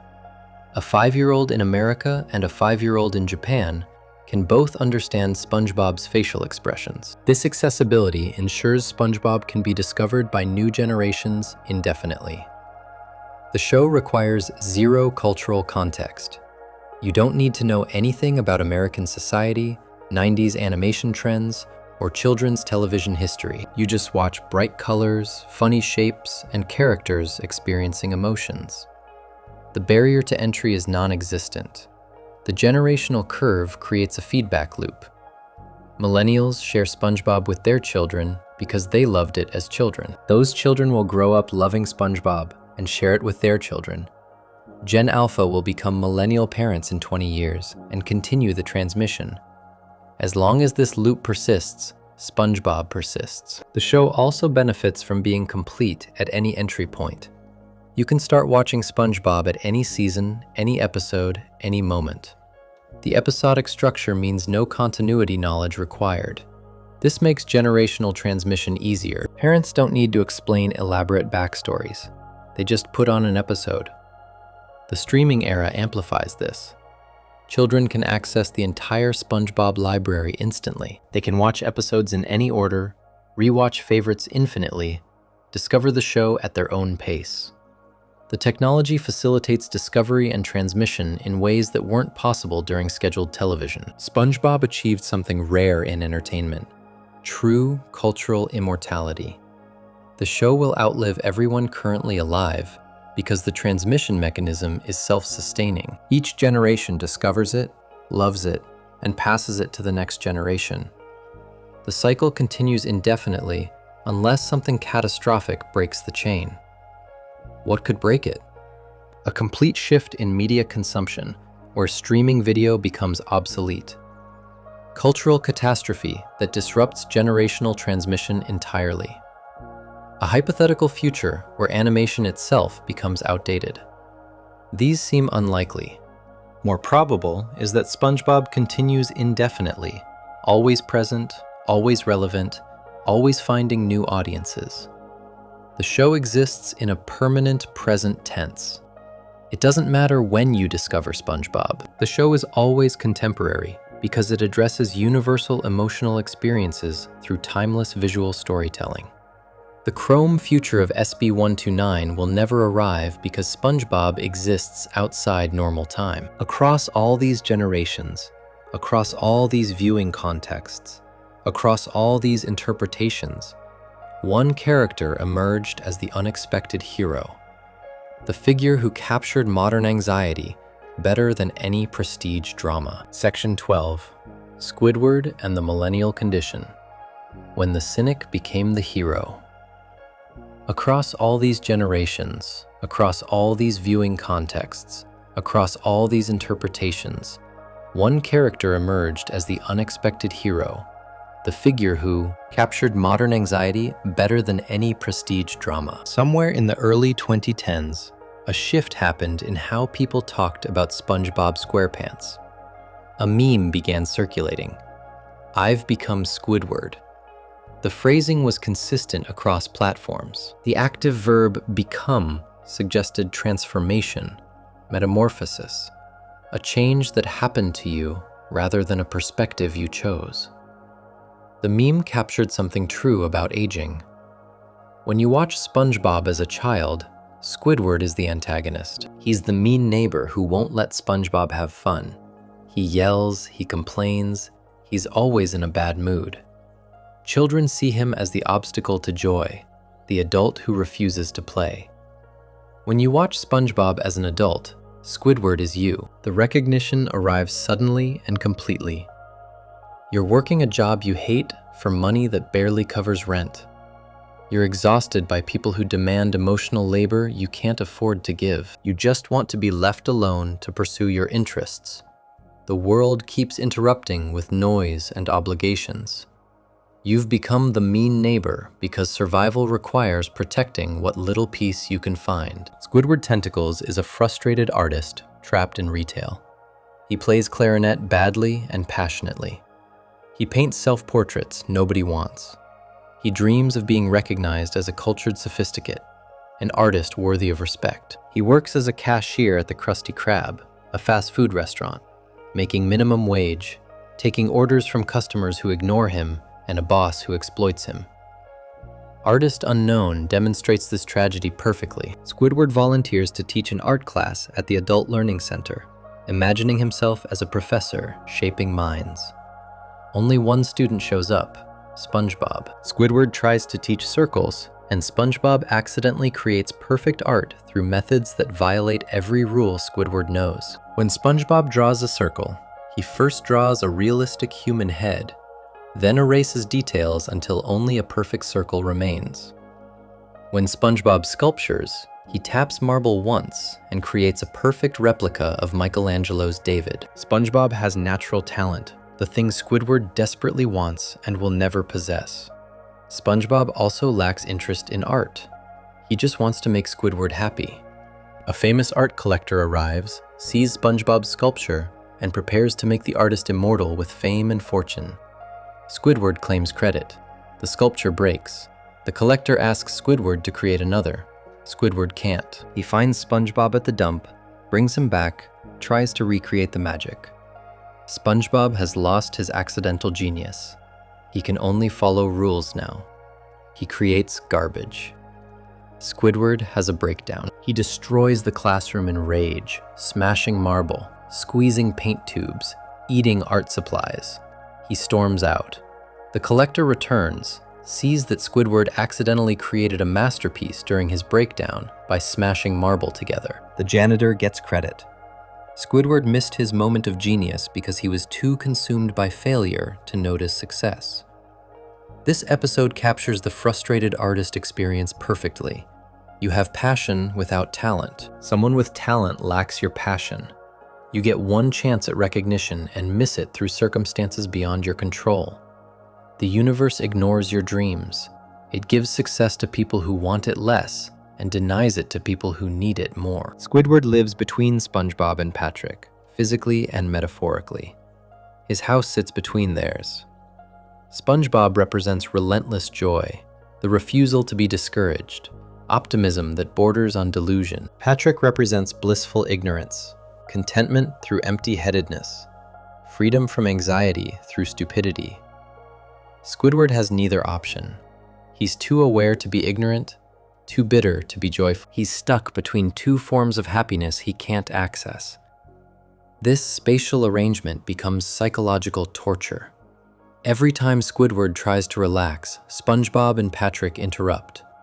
Every time he tries to practice clarinet, they make noise. Every time he wants peace, they demand his attention. They're harmless. They genuinely like him. Their affection makes it worse because he can't hate them completely. He's trapped by people who love him in ways he can't reciprocate. The line, "I hate all of you," became a Millennial and Gen Z mood perfectly captured. Squidward says this in various episodes with different levels of intensity. Sometimes it's muttered frustration. Sometimes it's screamed rage. The sentiment resonates because it's honest. Sometimes you do hate everyone. Sometimes the world is too much. People are too demanding, and you want them all to disappear. Squidward gives permission to feel that feeling without guilt. The Squidward suicide creepypasta demonstrates how dark fan interpretation of the character became. The creepypasta describes a lost episode where Squidward performs clarinet at a concert, gets booed by an audience with realistic eyes, goes home, and kills himself with a shotgun. The story is fiction, intentionally disturbing horror content. Its existence proves Squidward resonates as a character capable of holding genuine darkness. The creepypasta works because it lives close to the actual show. Squidward does perform and get rejected. He does go home alone and cry. The show stops before suicide. The emotional trajectory is similar. The character contains enough real depression that the horror version feels plausible. You can imagine Squidward reaching that breaking point because he gets close in actual episodes. Episodes where Squidward briefly finds happiness, then loses it, form a consistent pattern. He moves to a gated community of other octopuses who share his interests. He loves it initially. Everyone plays clarinet, appreciates art, lives quietly. Then he realizes it's sterile, empty, and suffocating. The happiness was false because it required becoming someone he wasn't. He gets a fan club that worships him. He enjoys the attention initially. People finally recognize his greatness. Then the worship becomes smothering. They want access to him constantly. They demand performances. The love becomes pressure. He drives them away and returns to loneliness. He takes a vacation, escapes Bikini Bottom, experiences freedom. Then he has to return. The vacation ends. He's back at the Krusty Krab, doing the same job for the same boss with the same neighbors. The brief happiness makes the return worse, because now he knows what he's missing. This pattern represents depression and anhedonia, the inability to maintain positive emotions. Squidward can feel happy temporarily. Happiness never lasts.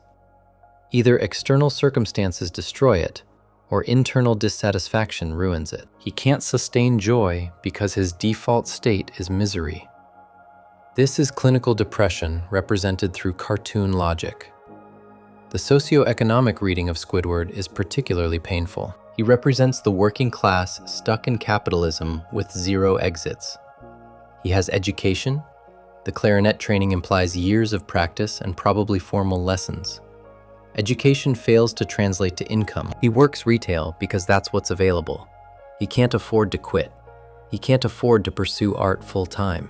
He's trapped by economic necessity in work that destroys his soul. His house is a Moai head, an Easter Island statue. It's unique, artistic, represents his attempt at aesthetic living. It's also clearly cheap housing. He lives in a working-class neighborhood with a fry cook and an unemployed starfish. He can't afford the life he wants. The clarinet, the art, the dreams of sophistication are hobbies he pursues in the gaps capitalism leaves him. Social media Squidward memes capture different aspects of his psychology. Squidward looking out window shows him watching SpongeBob and Patrick have fun. The meme represents FOMO, fear of missing out. Watching others enjoy life while you're stuck inside. You know you wouldn't enjoy their activities. The exclusion still hurts. Handsome Squidward comes from an episode where Squidward gets hit in the face with a door and becomes temporarily attractive. The meme represents false confidence, brief moments of feeling good about yourself before reality returns. You're handsome Squidward for 5 minutes, then you're regular Squidward forever. Bold and brash is Squidward's self-portrait that an art collector dismisses with the line, "More like belongs in the trash." The meme represents imposter syndrome, creating something you're proud of only to have it rejected. You put yourself out there, you risk vulnerability, and the world tells you you're garbage. The janitor literally throws the painting in the trash. Your fear of inadequacy is confirmed. Why do children see Squidward as antagonist while adults see themselves? Children identify with SpongeBob's position. They want to play, they have energy, they approach the world with enthusiasm. Squidward tells them to stop. He's the adult preventing fun. Children lack the context to understand why Squidward is tired, why he needs boundaries, why he can't give emotional energy he lacks. Adults have that context. They've worked customer service. They've had neighbors who ignore boundaries. They've pursued dreams that failed. They've felt the exhaustion of maintaining dignity in an indifferent world. They know exactly why Squidward is the way he is, because they're living the same experience. The tragedy is that Squidward is usually right. SpongeBob is annoying. His enthusiasm is excessive. His boundary violations are real. Patrick is stupid, and his stupidity creates problems. Mr. Krabs is exploitative. Squidward's complaints are legitimate. The show punishes him anyway. This is the cosmic injustice at Squidward's core. Being right fails to protect you from suffering. Having legitimate grievances means nothing for justice. The universe ignores fairness. Squidward is correct about his situation and trapped in it anyway. This is the adult realization that destroys childhood optimism. Squidward embodies that destruction. Squidward represents millennial economic anxiety personified. He has education that pays nothing. He's stuck in a service job he can't escape. He can't afford better housing. He can't pursue his passions full-time. He's trapped by circumstances that feel like personal failure, while actually being structural problems. He internalizes systemic issues as individual inadequacy, which is exactly what millennials do with student debt, housing costs, and wage stagnation. The character's longevity comes from this uncomfortable truth-telling. Squidward never gets better. He never escapes. He never achieves his dreams. 25 years of episodes, and he's still at the Krusty Krab, still playing clarinet badly, still living between SpongeBob and Patrick. The show offers zero hope that life improves. It just continues. This brutal honesty resonates with adults who were sold the dream that hard work and education lead to success. Squidward works hard. He has skills. He pursues self-improvement. None of it matters. He's stuck anyway. The show accidentally created the perfect representation of Millennial and Gen Z economic despair, wrapped in a cartoon octopus. If Squidward represents what we fear becoming, SpongeBob represents something even more dangerous to hold on to in modern life. Unironic, relentless joy. Section 13. Weaponized optimism and the comfort theory. Conclusion. If Squidward represents what we fear becoming, SpongeBob represents something even more dangerous to hold on to in modern life. Unironic, relentless joy. SpongeBob SquarePants wakes up every morning with a foghorn alarm that would shatter most people's eardrums. He smiles. He says, "Today's the big day, Gary!" Every day is the big day. Every morning is an opportunity for greatness. This enthusiasm would be insufferable if it felt fake. It would be toxic positivity if SpongeBob ignored genuine problems. The character works because his optimism is tested constantly and survives anyway. "I'm ready" became SpongeBob's mantra, the phrase he screams while running toward the Krusty Krab in the pilot episode. The phrase captures something deeper than simple enthusiasm. SpongeBob is terrified of applying for the fry cook job. He stands outside the restaurant, works up courage, then panics and tries to run away. Patrick stops him, asks motivational questions, builds his confidence back up. SpongeBob screams, "I'm ready," and charges forward. The phrase is false confidence masking true determination. SpongeBob knows he's scared. He acknowledges the fear, then chooses to act anyway. This is courage, the decision to move forward despite uncertainty. "I'm ready" becomes a mantra you say to convince yourself, a statement of intention rather than fact. You're ready because you decide to be ready, regardless of whether you feel prepared. SpongeBob fails his driving test repeatedly across 25 years of episodes. Mrs. Puff, his boating school teacher, has PTSD from his attempts.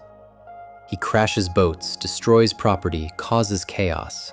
He never passes. He also never stops trying. Every episode, he returns to boating school with the same enthusiasm, the same belief that this time will be different. This is perseverance stripped of success metrics. He keeps going because giving up would mean losing part of who he is. His devotion to the Krusty Krab operates the same way. Mr. Krabs pays him minimal wage, possibly less than minimum wage. SpongeBob works long hours, deals with difficult customers, gets exploited by his boss. He loves the job anyway. He's proud to be a fry cook. He treats making Krabby Patties as art, as calling, as purpose. The class dynamics reading of SpongeBob is uncomfortable. He's the exploited worker who loves his chains, the person who finds meaning in labor that enriches someone else. This could be read as capitalist propaganda, teaching workers to accept exploitation through enthusiasm. The alternative reading is that SpongeBob demonstrates how to maintain dignity and purpose in any situation, how to find meaning even in work that society devalues. Both readings are valid because the show refuses to explicitly take sides. SpongeBob is genuinely happy. His happiness survives real hardship.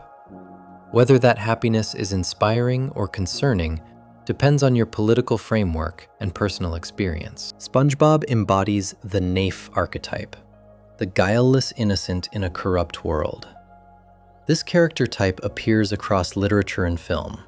Forrest Gump, Chauncey Gardner from Being There, the Holy Fool in Russian literature. These characters succeed through innocence, stumble through complex situations with grace, and maintain goodness despite exposure to evil.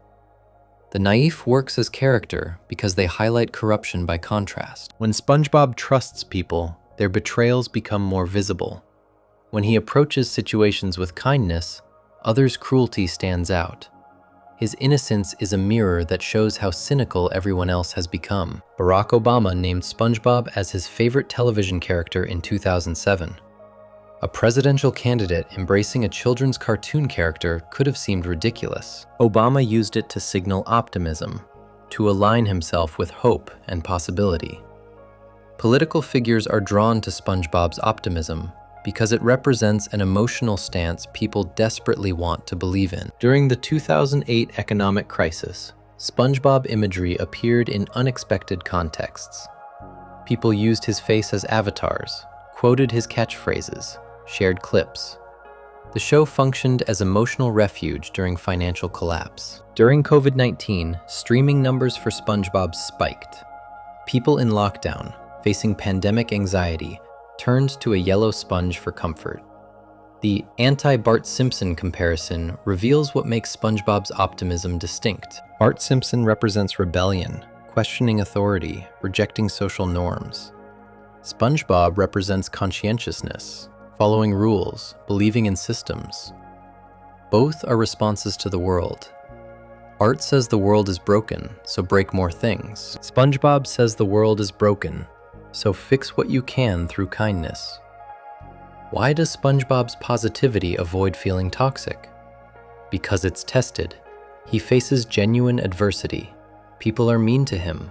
He fails repeatedly. He experiences rejection, disappointment, loss. The optimism survives these tests rather than ignoring them. SpongeBob cries when sad. He gets angry when frustrated. He processes negative emotions, then returns to his baseline happiness. The positivity feels earned because it's chosen after experiencing alternatives. Pam Kaufman, former president of Paramount's Consumer Products Division, described research findings about SpongeBob. You hear this over and over. I just love him. He makes me so happy. This simple statement captures the show's emotional function. People love SpongeBob because he makes them happy. The happiness is direct, uncomplicated, reliable. The comfort theory explains SpongeBob's longevity beyond nostalgia or quality. The show functions as emotional comfort food. Everything about the show's design supports this function. The color palette is bright, yellow, pink, blue, green, saturated, cheerful, visually warm. The colors create immediate emotional response. Your brain sees these colors and relaxes slightly. The world of Bikini Bottom is colorful in ways reality can't match. This visual distinction marks the show as separate space, fantasy refuge from gray, mundane life. Familiar catchphrases function as linguistic security blankets. I'm ready. Is mayonnaise an instrument? My leg. Future. These phrases are predictable, comforting through repetition. You know what's coming. The familiarity is the appeal. In a chaotic world, SpongeBob provides reliable reference points. The episodic structure eliminates commitment anxiety. You can watch any episode in any order and understand what's happening. There's no homework, no required viewing, no complex mythology to track. You can drop into SpongeBob whenever you need it and drop out whenever you want. The show makes zero demands on your time or attention beyond the 11 minutes you're currently watching. Fall asleep to culture demonstrates this comfort function explicitly. People use SpongeBob as sleep aid, playing episodes while falling asleep. The bright colors, familiar voices, and known stories create calm. Your brain relaxes because nothing surprising will happen. SpongeBob will be optimistic. Squidward will be grumpy. Patrick will be dumb. The predictability is soothing. Pandemic viewing spikes prove the show functions as comfort during crisis. When the world feels unsafe, people turn to media that feels safe. SpongeBob is safe. The conflicts are manageable. The problems get solved. Even the sadness is temporary. The show promises that things will be okay, And for 11 minutes, you can believe that promise. The pineapple itself functions as safe space metaphor. SpongeBob lives in a piece of fruit that fell to the ocean floor and somehow became habitable. He made a home in a strange place, turned the foreign into the familiar. The pineapple represents the human capacity to create safety and comfort anywhere through will and imagination. The underwater setting works as womb imagery, safe, enclosed, protected. The ocean surrounds everything, providing boundaries. You're separate from the surface world, isolated from its problems. Bikini Bottom exists in its own bubble, literally and metaphorically. The underwater location creates psychological distance from reality. SpongeBob's laugh was designed to be distinctive. Tom Kenny crafted a specific sound, immediately recognizable, slightly unusual. The laugh was supposed to grab attention. Through repetition across 25 years, the laugh became comforting. Your brain hears that sound and knows you're in SpongeBob's world now. The distinctive quality that could be annoying becomes reassuring. The show's timelessness adds to its comfort function. SpongeBob rarely references contemporary events, pop culture, or specific time periods. The retro Hawaiian aesthetic exists outside normal time. The show could take place in 1960 or 2020. This temporal ambiguity means episodes age well. Nothing feels dated because nothing was contemporary. This is the synthesis, the accidental masterpiece lesson. Steven Hillenburg never expected this level of success. He created a show about a fry cook who lives in a pineapple. He drew on his marine biology background, his love of animation, his appreciation for Laurel and Hardy. He made something genuine. The Hot Topic merchandising strategy seemed calculated in retrospect. At the time, it emerged from observation. The team noticed adults watching with kids. They noticed cross-generational appeal. They made educated guesses about where to sell merchandise. The strategy worked because it responded to what was already happening rather than trying to force something artificial. Hillenburg's marine biology degree was considered useless by conventional standards. You can't make money studying ocean creatures unless you become a researcher or teacher. Hillenburg turned that useless knowledge into creative gold. The marine biology authenticity gave Bikini Bottom internal consistency. The show worked because the creator actually understood ocean ecosystems and could break those rules intentionally. The pre-ironic creative philosophy was counter-programming, a reaction against 90s cynicism. Hillenburg made what he wanted to make, what felt true to him. The fact that this approach filled a cultural gap was accident. Market research would have said to make the show edgier, more satirical, more knowing. Hillenburg went the opposite direction, because that matched his artistic vision. The ambiguities that created interpretive space came from creative looseness rather than marketing strategy. The show left questions unanswered because answering them felt unnecessary. The Krabby Patty formula staying secret, SpongeBob's age remaining unclear, the relationships staying undefined. These weren't calculated moves to maximize audience. They were storytelling choices that happened to create space for projection. Tom Kenny's voice for SpongeBob came from random encounter. Kenny met a frustrated dwarf actor at an audition. The voice stuck in Kenny's head. When Hillenburg needed a voice for SpongeBob, Kenny remembered that sound and adapted it. The most iconic voice in modern animation emerged from chance and improvisation. The meme potential was structural accident. SpongeBob was designed for television. The short, quotable moments, visual distinctiveness, and episodic structure happened because that's how children's animation worked. These same qualities made the show perfect for internet culture that didn't exist yet. The show accidentally predicted future communication methods by following old medium's constraints. The lesson is clear. Most influential art emerges from sincerity rather than strategy. Hillenburg created SpongeBob from genuine passion. He wanted to make something funny, joyful, and true to his vision. That authenticity resonated across demographics, generations, and contexts, because people recognize genuine creative vision when they see it. SpongeBob succeeded by being exactly what people needed: joy without cynicism, community without judgment, meaning without pretension. The show offered optimism that acknowledged difficulty rather than denying it. The show presented characters with flaws rather than perfection. The show built a world that felt real through emotional authenticity rather than realistic detail. Who lives in a pineapple under the sea?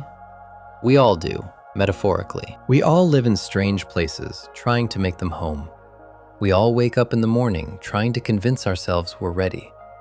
We all work jobs that might be meaningless, trying to find meaning anyway. We all balance between SpongeBob's optimism and Squidward's cynicism, choosing which character to be on any given day. The pineapple is our safe space in an overwhelming world. The place we retreat when everything feels too much. The familiar comfort that reminds us joy is possible, even when joy feels impossible. SpongeBob lives in a pineapple because Hillenburg thought it would be funny. We live in the pineapple because we need somewhere safe. SpongeBob represents the optimism we're afraid to embody. The fear that if we're too happy, too enthusiastic, too sincere, the world will crush us.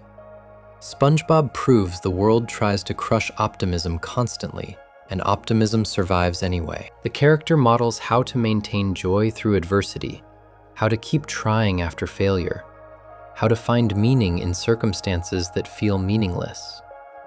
Squidward represents the cynicism we're afraid we've become, the fear that we've turned bitter, that we've lost our capacity for joy, that we're trapped in lives we hate with no escape. Squidward proves you can be cynical and still survive, still have moments of happiness, still be worthy of love even when you're difficult. The show is a choice. Which character are you today? When do you choose SpongeBob's optimism? When do you allow Squidward's cynicism? How do you balance between them? The show offers both options without demanding you pick one forever. Why does SpongeBob endure? Because we need both the hope and the honesty. We need to believe things can get better while acknowledging things are currently hard. We need to laugh at absurdity while recognizing the pain beneath it. We need characters who model different ways of being in the world, who show that you can be optimistic or cynical or stupid or smart and still deserve existence. 25 years after premiere, SpongeBob SquarePants continues because it functions as emotional infrastructure. The show isn't just entertainment. It's language, comfort, reference point, safe space. It's the pineapple we all live in, the underwater world where we can breathe, the place where optimism and cynicism coexist without destroying each other. Steven Hillenburg died in November 2018 from ALS. His creation outlives him and will outlive everyone currently alive. SpongeBob SquarePants achieved the immortality Hillenburg never sought.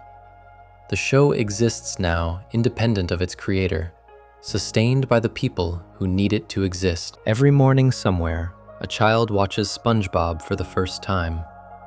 Every evening somewhere, an adult re-watches an episode they've seen dozens of times. The yellow sponge keeps waking up, keeps saying, "I'm ready," keeps making Krabby Patties, keeps annoying Squidward, keeps living in the pineapple under the sea. We live there with him, in the safety of 11-minute episodes, in the comfort of familiar voices, in the hope that joy can survive in an indifferent world. SpongeBob SquarePants became cultural immortality by accident, sustained by sincerity, necessary because it makes people happy. Appreciate you watching. If you liked it, make sure you're subscribed.